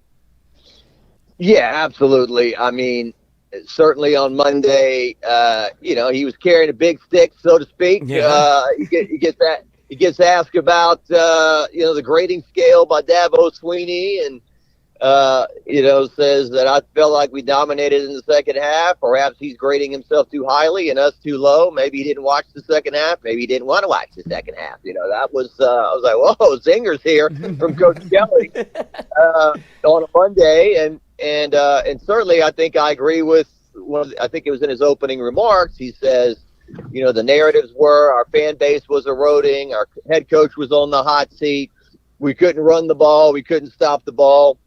Stop the run, and now 24 hours later, all those same people are saying we're one of the best teams in the country, and that's absolutely true. I mean, that's the kind of stuff that goes on in today's media climate. It's very, very wishy-washy and swing one way, swing back the other way, and so as Sean Payton used to say, it's either a crisis or a carnival. So I think that this should be celebrated for sure. This weekend, Louisiana Tech being a 38-point underdog doesn't pose a threat to LSU. It doesn't appear, but they're right back in it next week with Florida coming in here and trips to Ole Miss and South Carolina coming to Tiger Stadium. And as bad as Alabama looked, I've seen that happen before, whether Alabama's won or lost, and look really bad early in the year. And by the time LSU goes to Tuscaloosa, they're a different team. So, there's a lot ahead of us, obviously, another 11 games, but this was big to start 1-0 and to put an end to all that Brian Kelly can't win the first game, big game talk. It was a great trip. I enjoyed the trip to Clemson, small town, less than 20,000 people. The atmosphere was great. There wasn't an empty seat to be had. It's not upper echelon. It's not Texas A&M, LSU, Alabama, Bryant-Denny Stadium. It's not over 101,000, but then it's not, Kentucky, Ole Miss, Mississippi State. It's kind of in the middle of those two, and it was a great atmosphere. They built a powerhouse program, obviously, and it's a beautiful little town. They got a Seneca River. It's like a lake, and people were out on their boats. The humidity was down. Can't really think of a better way to start the opening of for LSU season. Yeah, I wanted to ask you a little bit about the atmosphere. One, obviously the Death Valley versus Death Valley conversation, but it's more specifically the entrance for Clemson, where they warm up on one side, they have their locker room on one side, then they hitch a ride on their bus all the way around to the other side so they can run down the hill. I wanted your thoughts. Yeah, a lot of people thought that was quirky. I kind of missed all that. I mean, I knew they were doing this walk, and then somebody said, well, they get off the bus in full pads, and then they go over here. I mean, I knew about Dabo running down the hill and doing all that, which, credit to him. Great balance. Great form. Great use. Yeah, great use of his feet, and just to do that. I don't know if he sneaks in there at midnight or whatever and practices, but great job on his part to run down that hill. No, it's, I always thought growing up that Clemson was an SEC team. I mean, they just felt like an SEC team, the other Death Valley. Now, look, Tiger Stadium is, 22,000 more seats than that place. It's much bigger. It's much louder. And I follow LSU. I don't follow Clemson, so I can remember many magical moments in LSU's Tiger Stadium. I can't recite those for Clemson. I don't feel like they really compare in terms of noise and all that, but I'm not going to talk bad about them. They packed the house, a lot of orange, tailgating scene was great. It was a great football game, and I thought everyone was pretty well behaved. I didn't see. I mean, you guys were in the stands. Where the student section was right below the press box, which was interesting. So we could see those kids all game long. I mean, they were enthusiastic, but they weren't, raunchy or whatever. So yeah, it was fun. Good atmosphere, certainly a bucket list type place, to go to. And it's just kind of what makes college football so great. Pro football is great, but you go into big cities and concrete and traffic and exhaust and smog and just loud. But you go into, it's like you're driving kind of in the country in the middle of nowhere, and all of a sudden you're in this town, and all of a sudden there's an 81,000 seat stadium right there. That's what makes college football unique and different from the pro game. 100%. And the last one I want to ask you is just, there were a lot of question marks that I feel like going into the game were kind of answered on Saturday night, and I wanted your opinion or your take on what question marks maybe still remain or that you have moving forward after LSU's win versus Clemson. I think the offense is going to score points. I don't have any doubts that they're going to be okay. I think that, it's your first game of the year. Your timing is not going to be there like it will be in a couple of weeks. And then I thought the offensive line certainly was much better than what we feared it could be. I think they held their own pretty well. Question marks.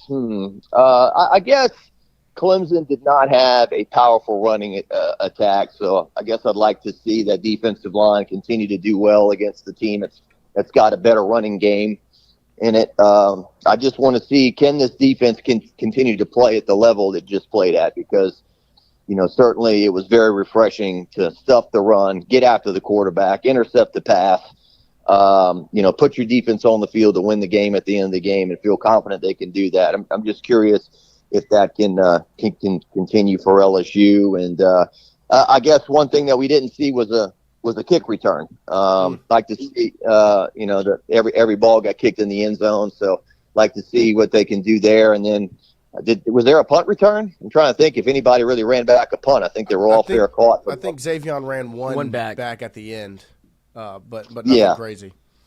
Yeah, so, that's kind of what I want to see. They talked a lot about that in the preseason. I think LSU had 14 punt returns last year for 66 yards total. A school like LSU with the athletes LSU has, that should be better. So I guess that's what I'm also kind of waiting to see that we didn't get a chance to see. Ramos, I'd had some people asking me what was going on with him after that kick. I didn't see that because I was in the press box and didn't see him. Apparently he cramped up on the one he missed, but obviously he kicked the extra point at the end, so he'll be fine. Some people were worried about him, but I guess those are just some thoughts off the top of my head. Well, JD, I know high school football is getting rolling this week after some jamborees, and now week 1 is upon us. What do y'all have going on over at WFB? Well, yeah, it's going to be a big Friday. Sportsline Friday night debuted last week. John Eads and Kevin Baptiste did a great job hosting and hustling, but that was Jamboree, and it was only a 25-minute show. So this week we really jump into it. It's the regular season openers, games that count. We'll be on at 10:10 p.m. on WAFB. You can also, the entire show is likewise streamed online at WAFB.com and YouTube. And so I think I've got a list of hopefully anywhere from 25 to 28 games we're hoping to get out, shoot, and cover and get on the air. So it'll be a packed night. We can't get to everybody every week, but we do our best job to get as many games as we can on the air. It's a geographical challenge, It's like, okay, what 2 games can this person hit? What 2 games can this person hit? And we do our best to get as many of the important games on the air, including Central. Do you guys have De La Salle? Is that right? I believe so. Hosting that on Friday. So I don't like using the word defending state champions, but Central off their first state championship in many, many years, six decades basically, back on the field with David Semino and whatnot. Just one of the games we'll be covering. Well, JD, we appreciate your time and all the insight, and we'll talk to you again soon. All right, guys. Thanks for having me. Appreciate it. Thank you. Thank you. There he is, Jacques Doucet, the best in the business, the sports director over there at WFB 9. And on the topic of high school football, if you remember last season at our last stop, the last channel we were on, we did some high school football stuff, dabbled. Our social media pages, and it ended up being a pretty large success, especially state championship weekend. My guys, Christian and Sam, were out there every weekend, every Friday night. They were on a sideline, keeping you updated, live updates on social media, and then a full game recap on our YouTube channel last season. And it ended up being a massive hit during state championship weekend when people were having the issues with the LHSAA network, the Tingle or the Pass show. That social media channel, which no longer exists, was keeping track, live updates. And Sam crushed it. Christian crushed it. We're going to be doing the same thing this year here on Tingle & Co. So at Tingle__Co and here on the Tingle & Co. YouTube channel, Christian and Sam will be at a game every single Friday covering some high school football here in the state of Louisiana. And this Friday is Destrehan at Catholic. So pretty big matchup there, Destrehan at Catholic, two powerhouses here in the state of Louisiana taking on and facing off in Baton Rouge. And so we'll have that ready for you this Friday. And then obviously on Saturday, you'll get the full game recap of what you saw or what was seen, what happened in that game. And also just a PSA, if there are any local companies that want to sponsor and have their logo and name all over the high school football coverage, which amassed quite the pretty large number of views last year, contact me, tinglenoah@gmail.com. And we can get that going. Andrew Messina, no, we can say it. I don't want to say it. That's the case there. So appreciate you guys. Shout out to JD. Make sure you stay tuned for the high school football coverage. We will take a little break here. Come back and close out hour number 2 this Wednesday morning. Support the kids. High school children. It's all about the children. High school football, sport them. When it comes to your home, the roof over your head matters.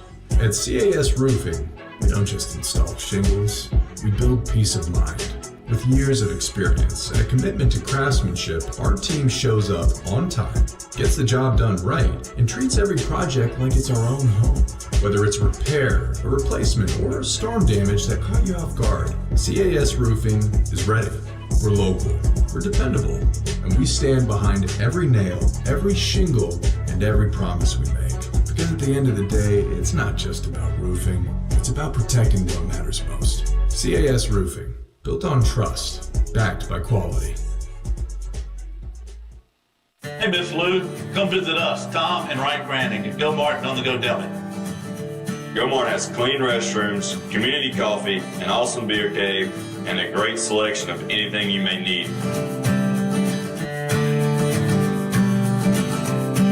Located at the corner of Highland Boulevard and Highway 61 South in Natchez. Also stop by Wardo's Po' Boys at 309 North Broadway on the beautiful Natchez Bluff, Where everyone is family.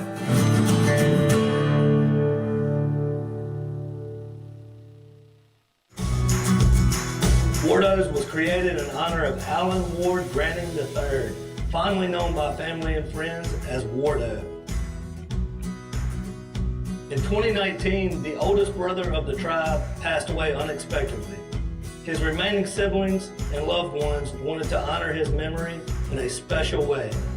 In 2022, Ward's family decided to combine the need for a sandwich shop in downtown Natchez with a desire to pay tribute to Ward's love of good friends, good times, and great food. Through blood, sweat, tears, and countless hours of hard work, Wardo's was born.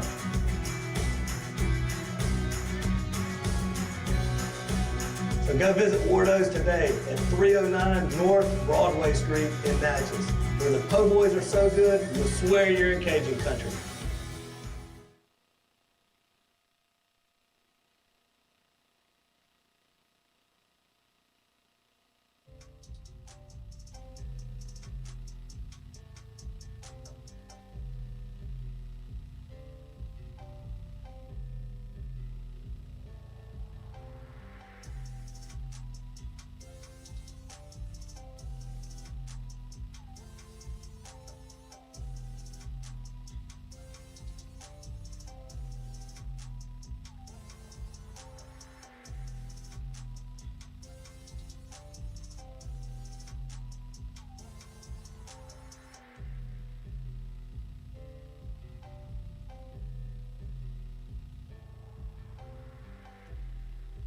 All right, welcome back here, closing out hour number 2 on this Wednesday morning as the Tigers will be in the real Death Valley this Saturday night, taking on the Bulldogs of La Tech. A little in-state matchup to get LSU rolling this season, game number 2. We appreciate you guys hanging out with us this morning and talking some ball with us.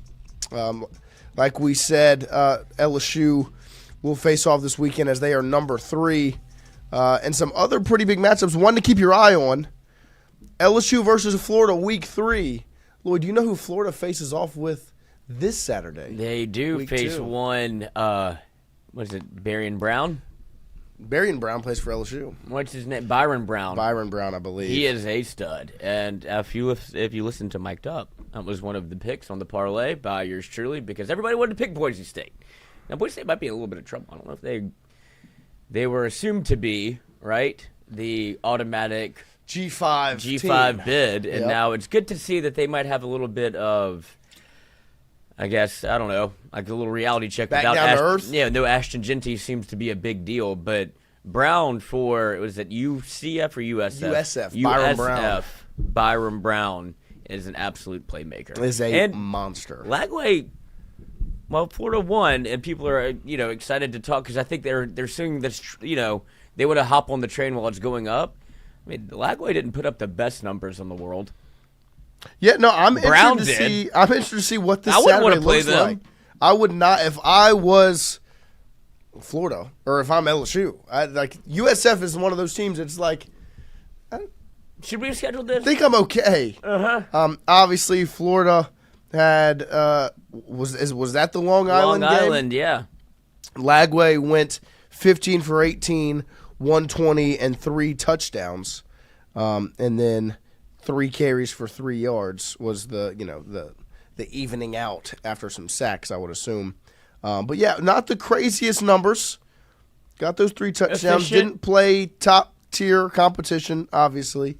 And then you saw USF go in and just dog walk Boise State, just dominated. It looked personal. And Brown was electric. He was playing high school football. And so Brown versus Lagway it's going to get some eyeballs, my friend. No doubt. It actually is a fun matchup to watch. It's not just this isn't fodder. I think you'll be able to possibly get a good.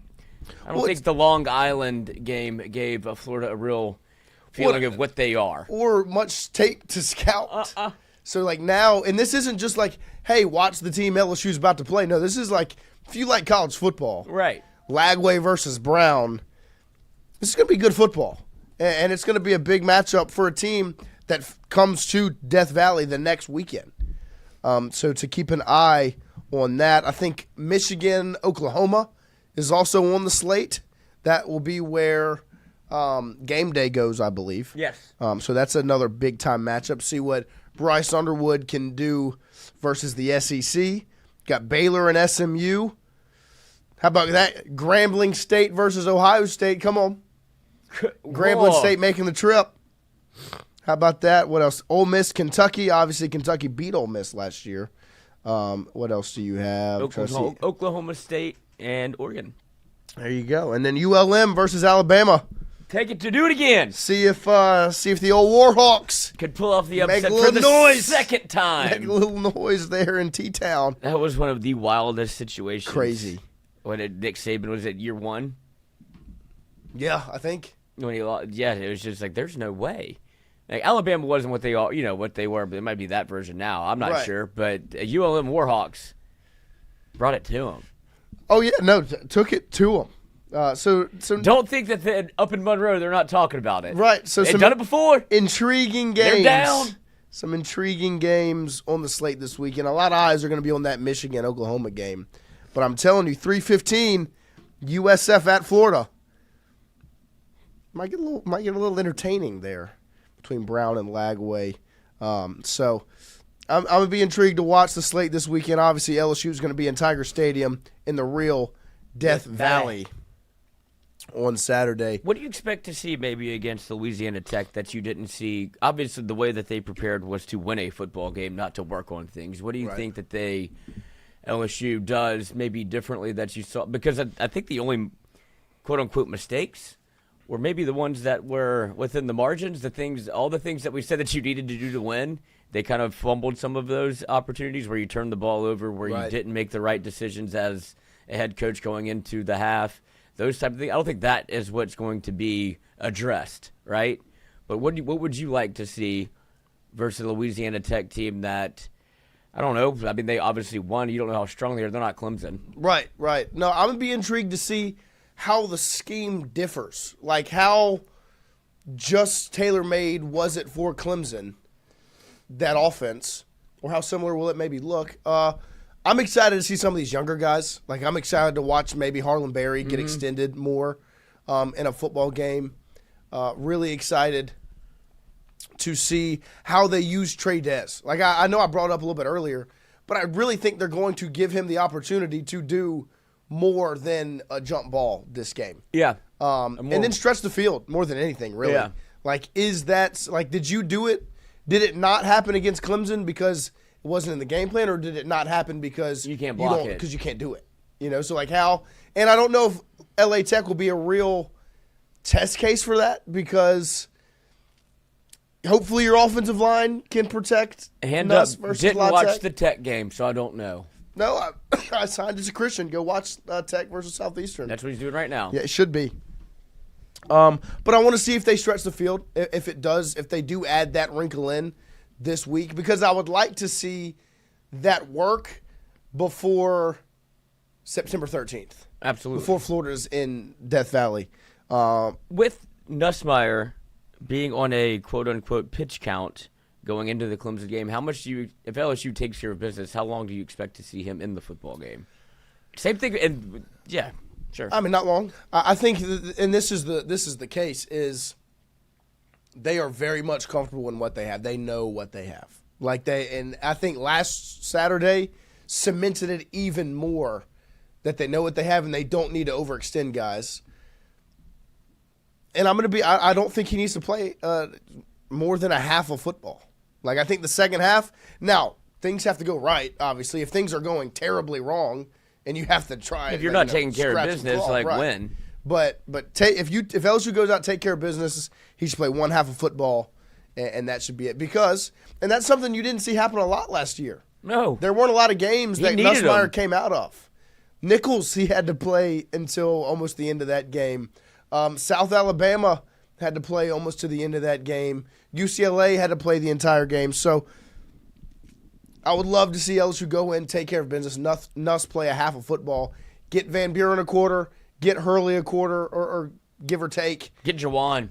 Maybe Jawan. But I don't think they're going to do that this game. I don't want them to. I don't want Jawan to sprinkle in the quarterback reps this game. Because I don't want to show that too much, Like, I don't want to be like, hey, he can also do this. That's what save that, back pocket that for one of these next 3 games when you're going to need it. And Sloan, if we're going to do a trick play and have Xavion Thomas throw the football, maybe Jawan, as he was a quarterback. Yeah, well, Jawan took the handoff and then flicked it to So there might be Xavion. something off of that, I would imagine. No, I think I almost got picked off. I don't know. I think they're going to get more creative as the season goes on. They didn't do any of that last year. No. Oh, my gosh, no. You could just, please, figure it out. Just throw it and catch it, please. Get the snap off. Gosh. So I'm those are the things I'm kind of looking for. Messina says, get up big in the first half, let Van Buren and Hurley play. Yeah. Nussmeier for a half. If you're just completely dominating this game, he doesn't even need to play a half. Yeah. Like, I have no problem with pulling him at any point if LSU was up and comfortable with the lead. If you get 4 drives in the first quarter and you score on all 4 of them, take gone. City. Brothers, rest up. Yes, earned it. Yeah. So, but I'm interested to see, like you mentioned, Harlan Berry, Jawan Johnson. But some of these guys, like Harlan Berry, is somebody that's going to make an impact later on. And I just wonder how much they like. When I think of Harlan Berry, it makes me think of DJ Pickett.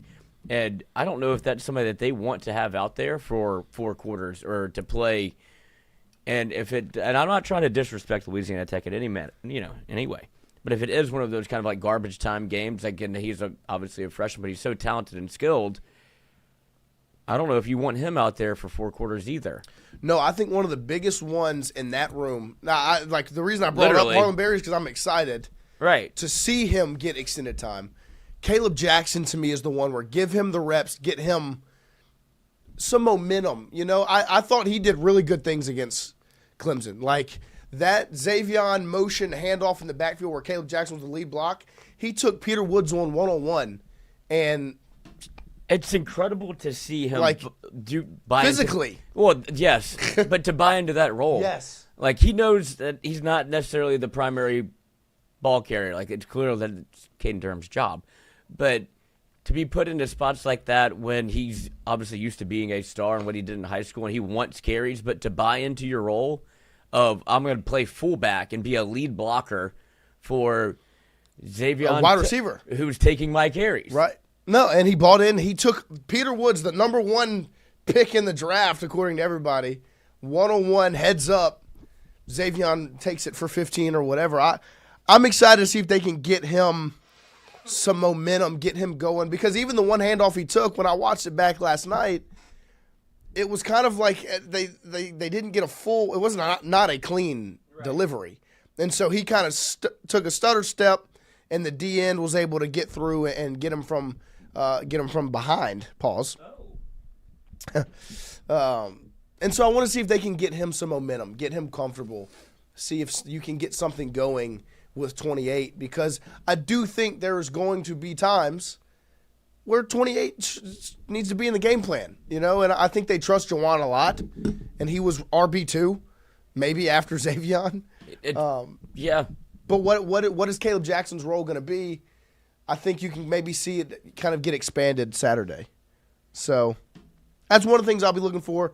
In the running back room, I want to see Harlan Berry extended, get more than one carry, on which in the moment they gave, like, that's another like head scratcher I had in the game Saturday.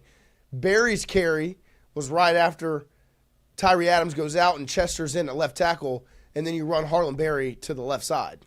Mm-hmm. And I was wondering, I was like, especially watching it again last night, I was like, I don't like that. Like, and then you didn't really go back to Harlem again in the game.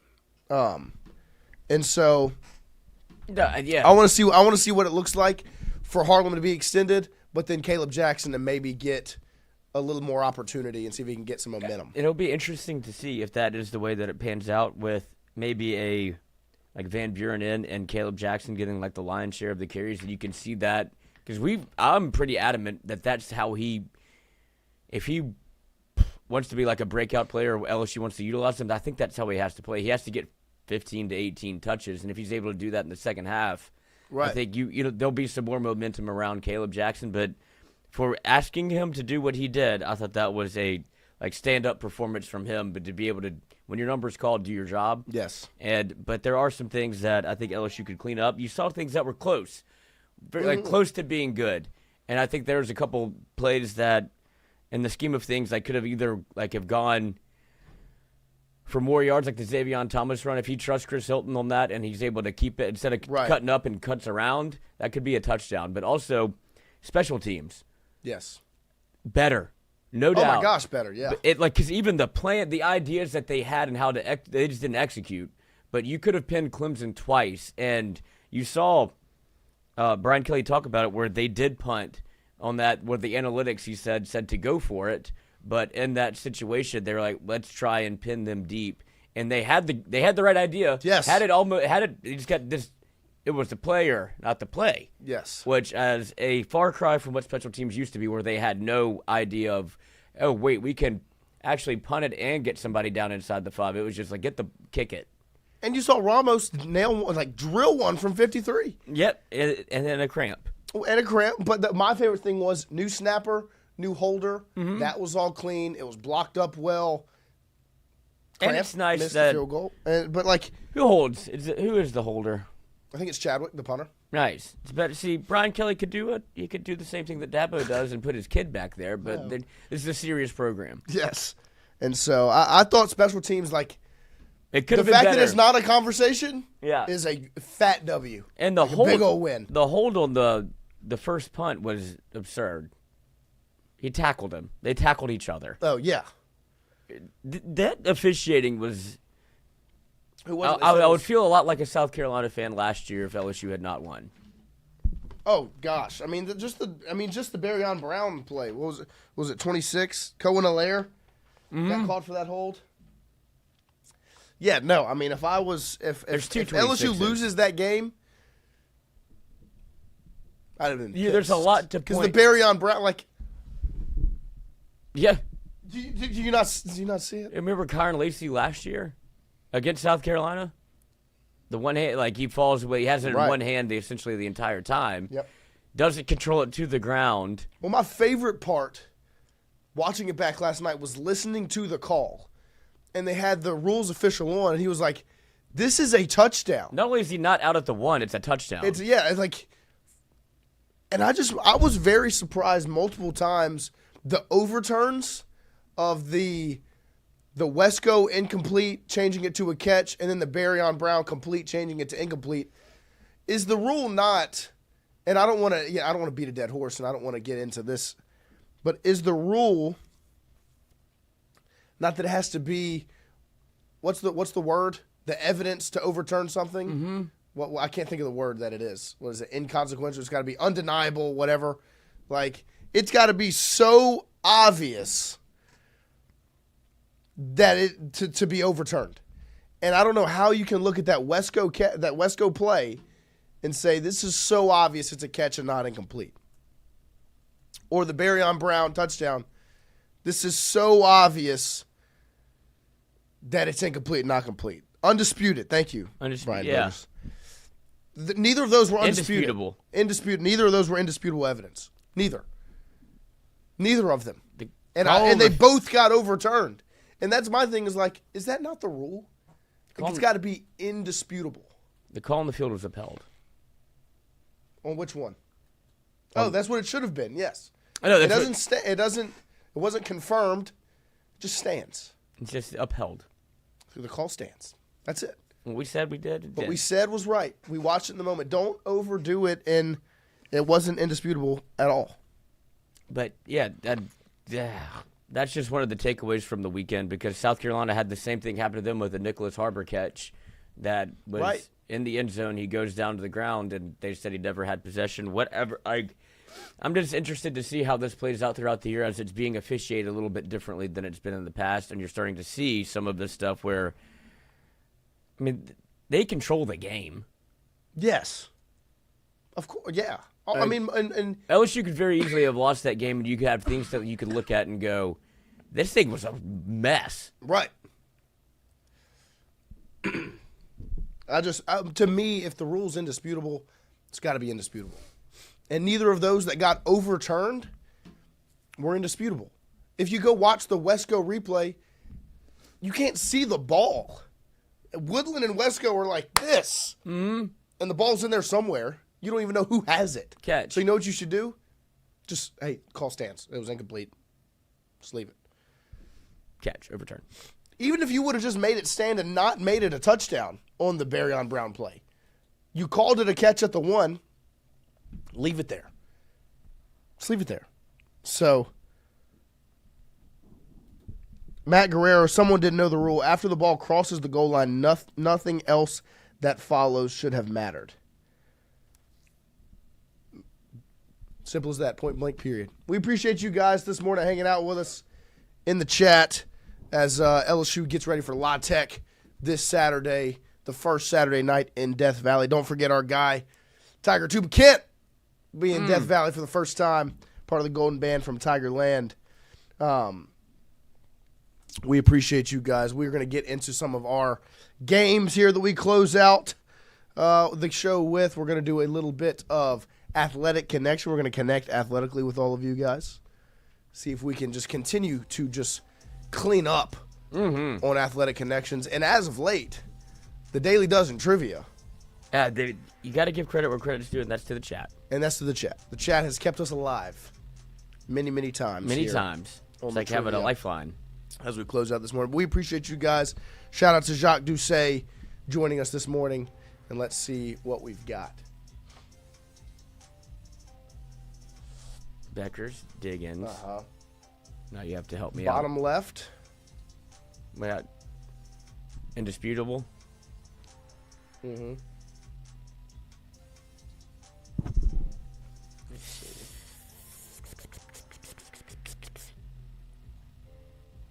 No.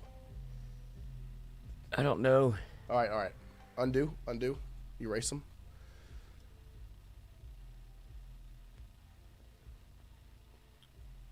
Point guard, shooting guard. Power forward. College, pro, high school, rec. Because I think it's Flag, Ward, Beckers.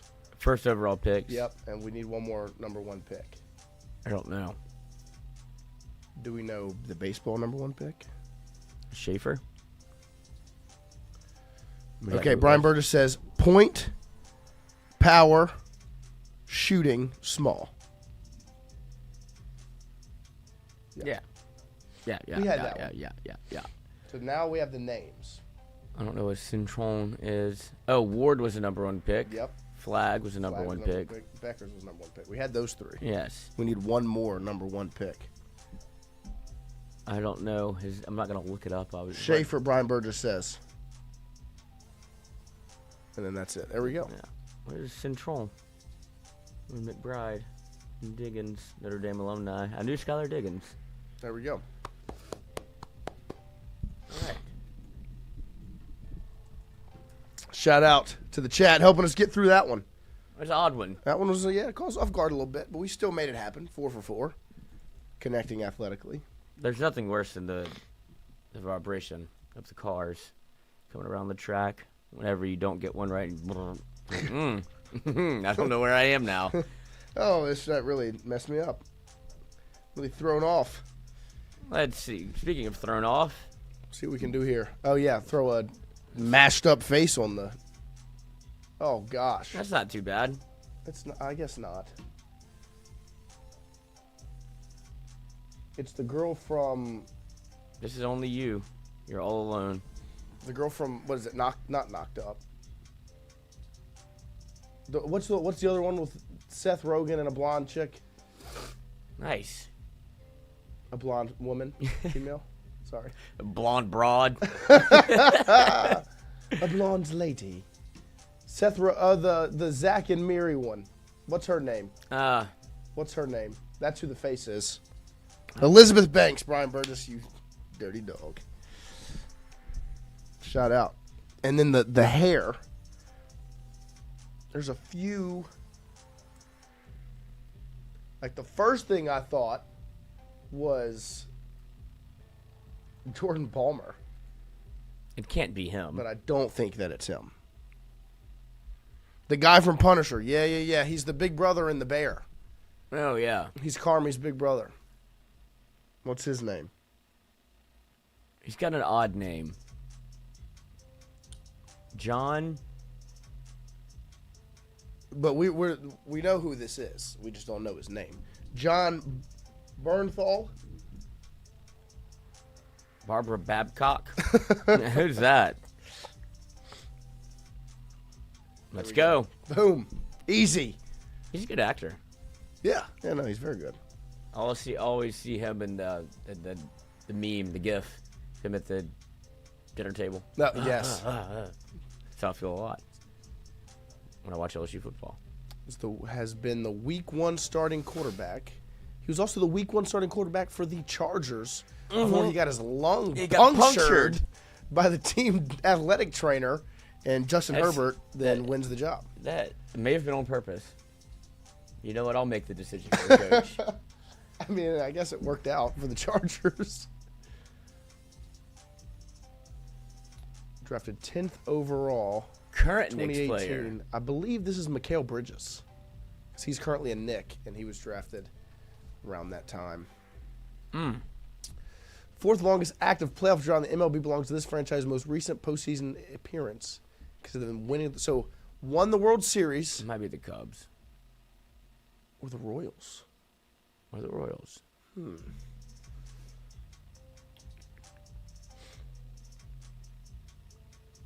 Royals won in 2013, 2014. That might be not. Oh, might be the longest, not the 4th longest. Yeah, maybe not. The Nationals, Burgess says. BV. Oh, I mean, yeah. The fourth is really what throws a wrench in it. There you go. Nice. Shout out, Brian Burgess. Shout out, BB.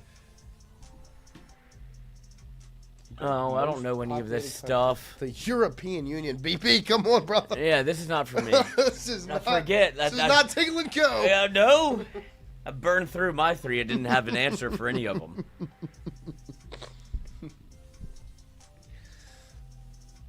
I don't know what this means.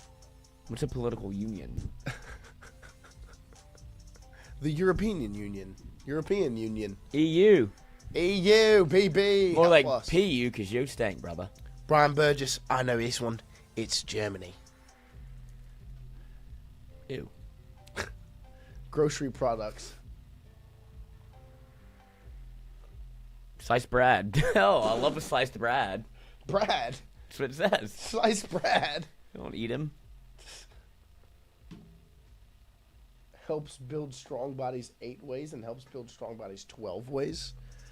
Is that 2 different slices of bread? I guess it's 2 different packs of Brad.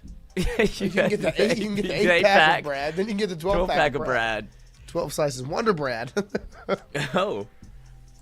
I don't think Wonder Bread is building anybody Yeah, strong. that's what I'm about to say. I was going to say this one ironically because it's like the most unhealthy bread. All the bread is bad for you. But look, There you you can wash go. your dishes with it.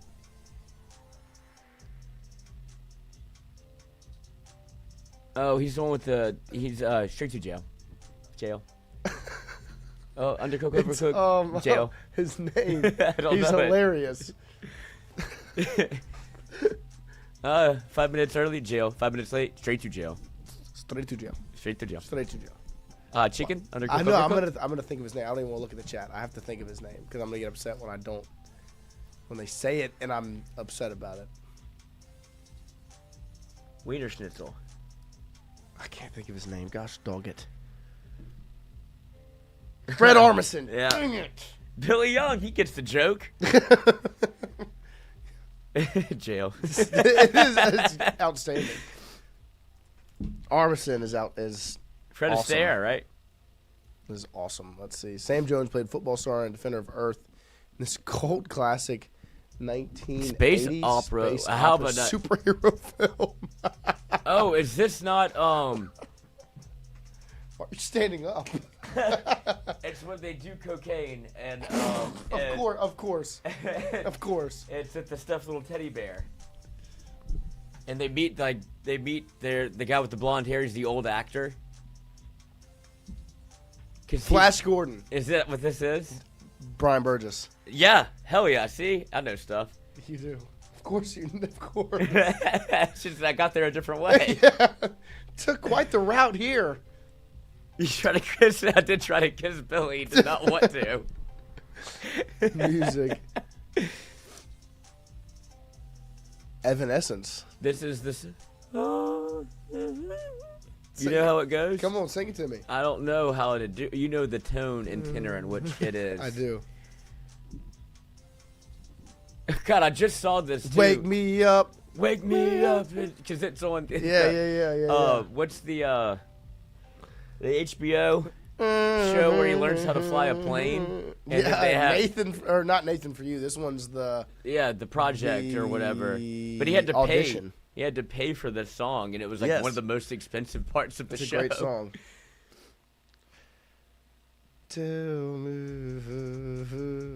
Saw Evanescence in high school at City Stages in Birmingham. Oh, did you Shout get a out to hand you, job? Hunter.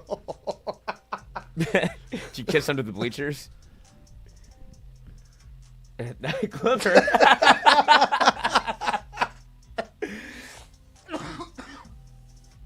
I don't know. Nobody knows the answer. It's not that song, Billy.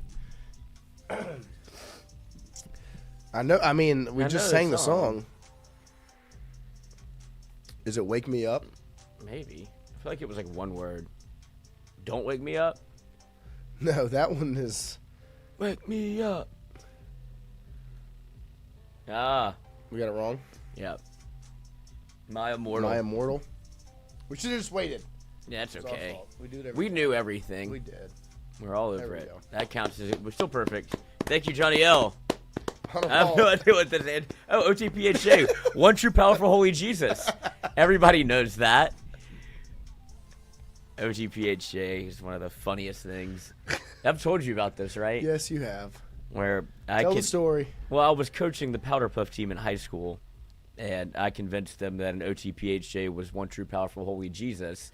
Joke comes back to me, but also to everyone else, because, like, whenever you would get your car painted for, like, a football game or whatever, they littered the outside paint marker of OTPHJ on every window. So I pulled up to school with that all over my car. Nice. And nobody really knew what to do. Of course not. Because why? What are you going to do? So I got to keep it on there, but I was riding around town with OT over the pants hand job on my car. Thank you for letting everyone know what it is. I'm really into it, I guess. The one true, powerful, holy Jesus. God, it's unbelievable. It was awesome. Kept it on there forever.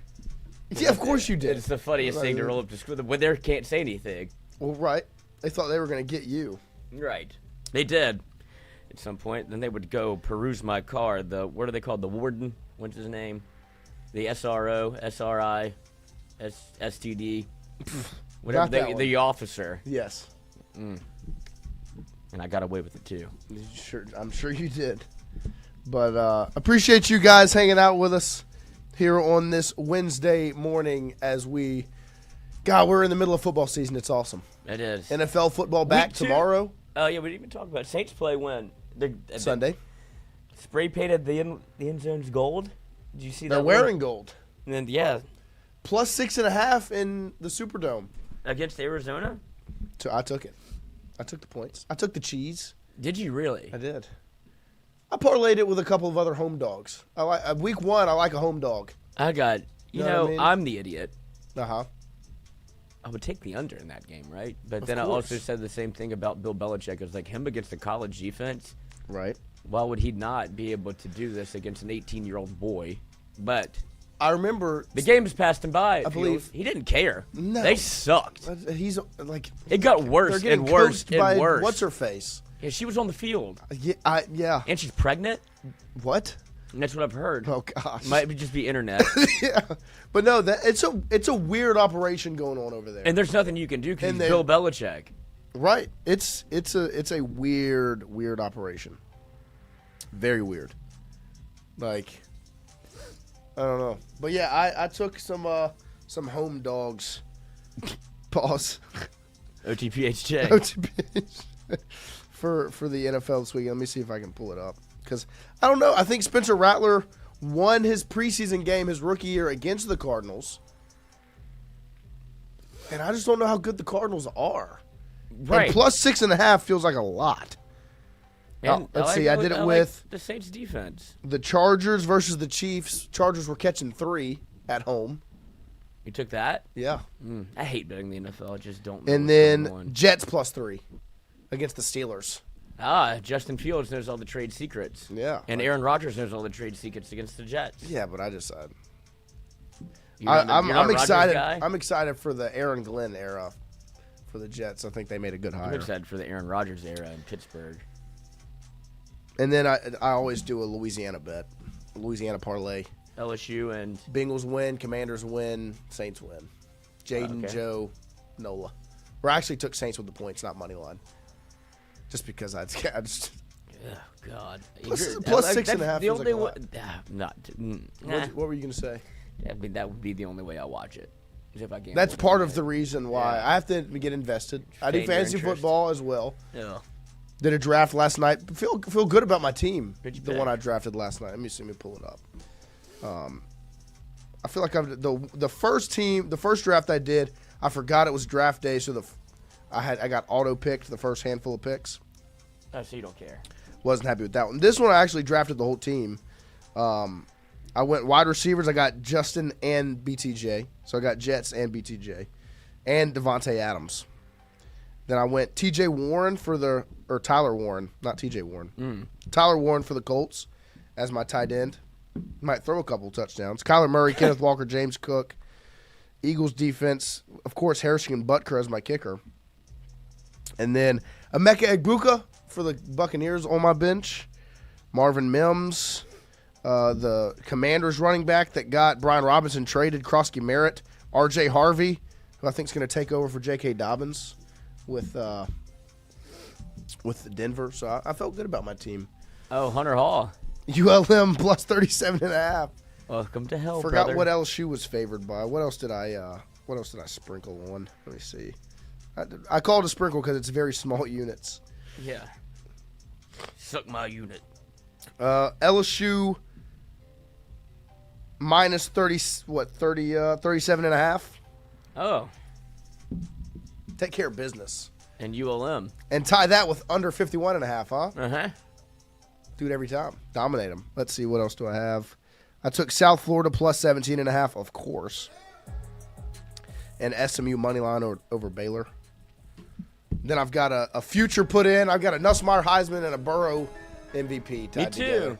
Oh, parlay? Parlayed it. I like that. Make it happen.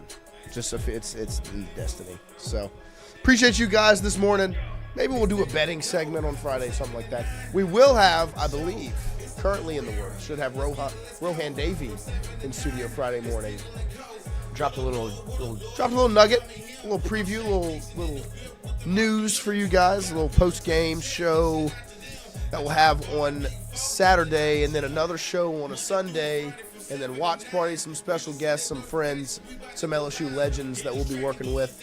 Obviously, very week to week, here and there. Yes. But we should have Ro in here on Friday to get you previewed, get you ready, talk some LSU football. And shout out to the content team that put that together because it looks incredible. My guy, Nick Castillo, put that video together. It looks outstanding. Then obviously our photographer, Chris Williams, took some pictures as well. But Nick put together a great video. I think he also put together the video for the Pizza Byrones. For Sunday. So make sure on Saturday, post-game, and then Ole Miss will be the first true away game. We'll be at Golf Suites. You should be at Golf Suites. Rohan and K-Falk. Golf Suites. 3. Make sure you're there with us. Appreciate you guys. We'll see you tomorrow morning, 7 to 9 a.m.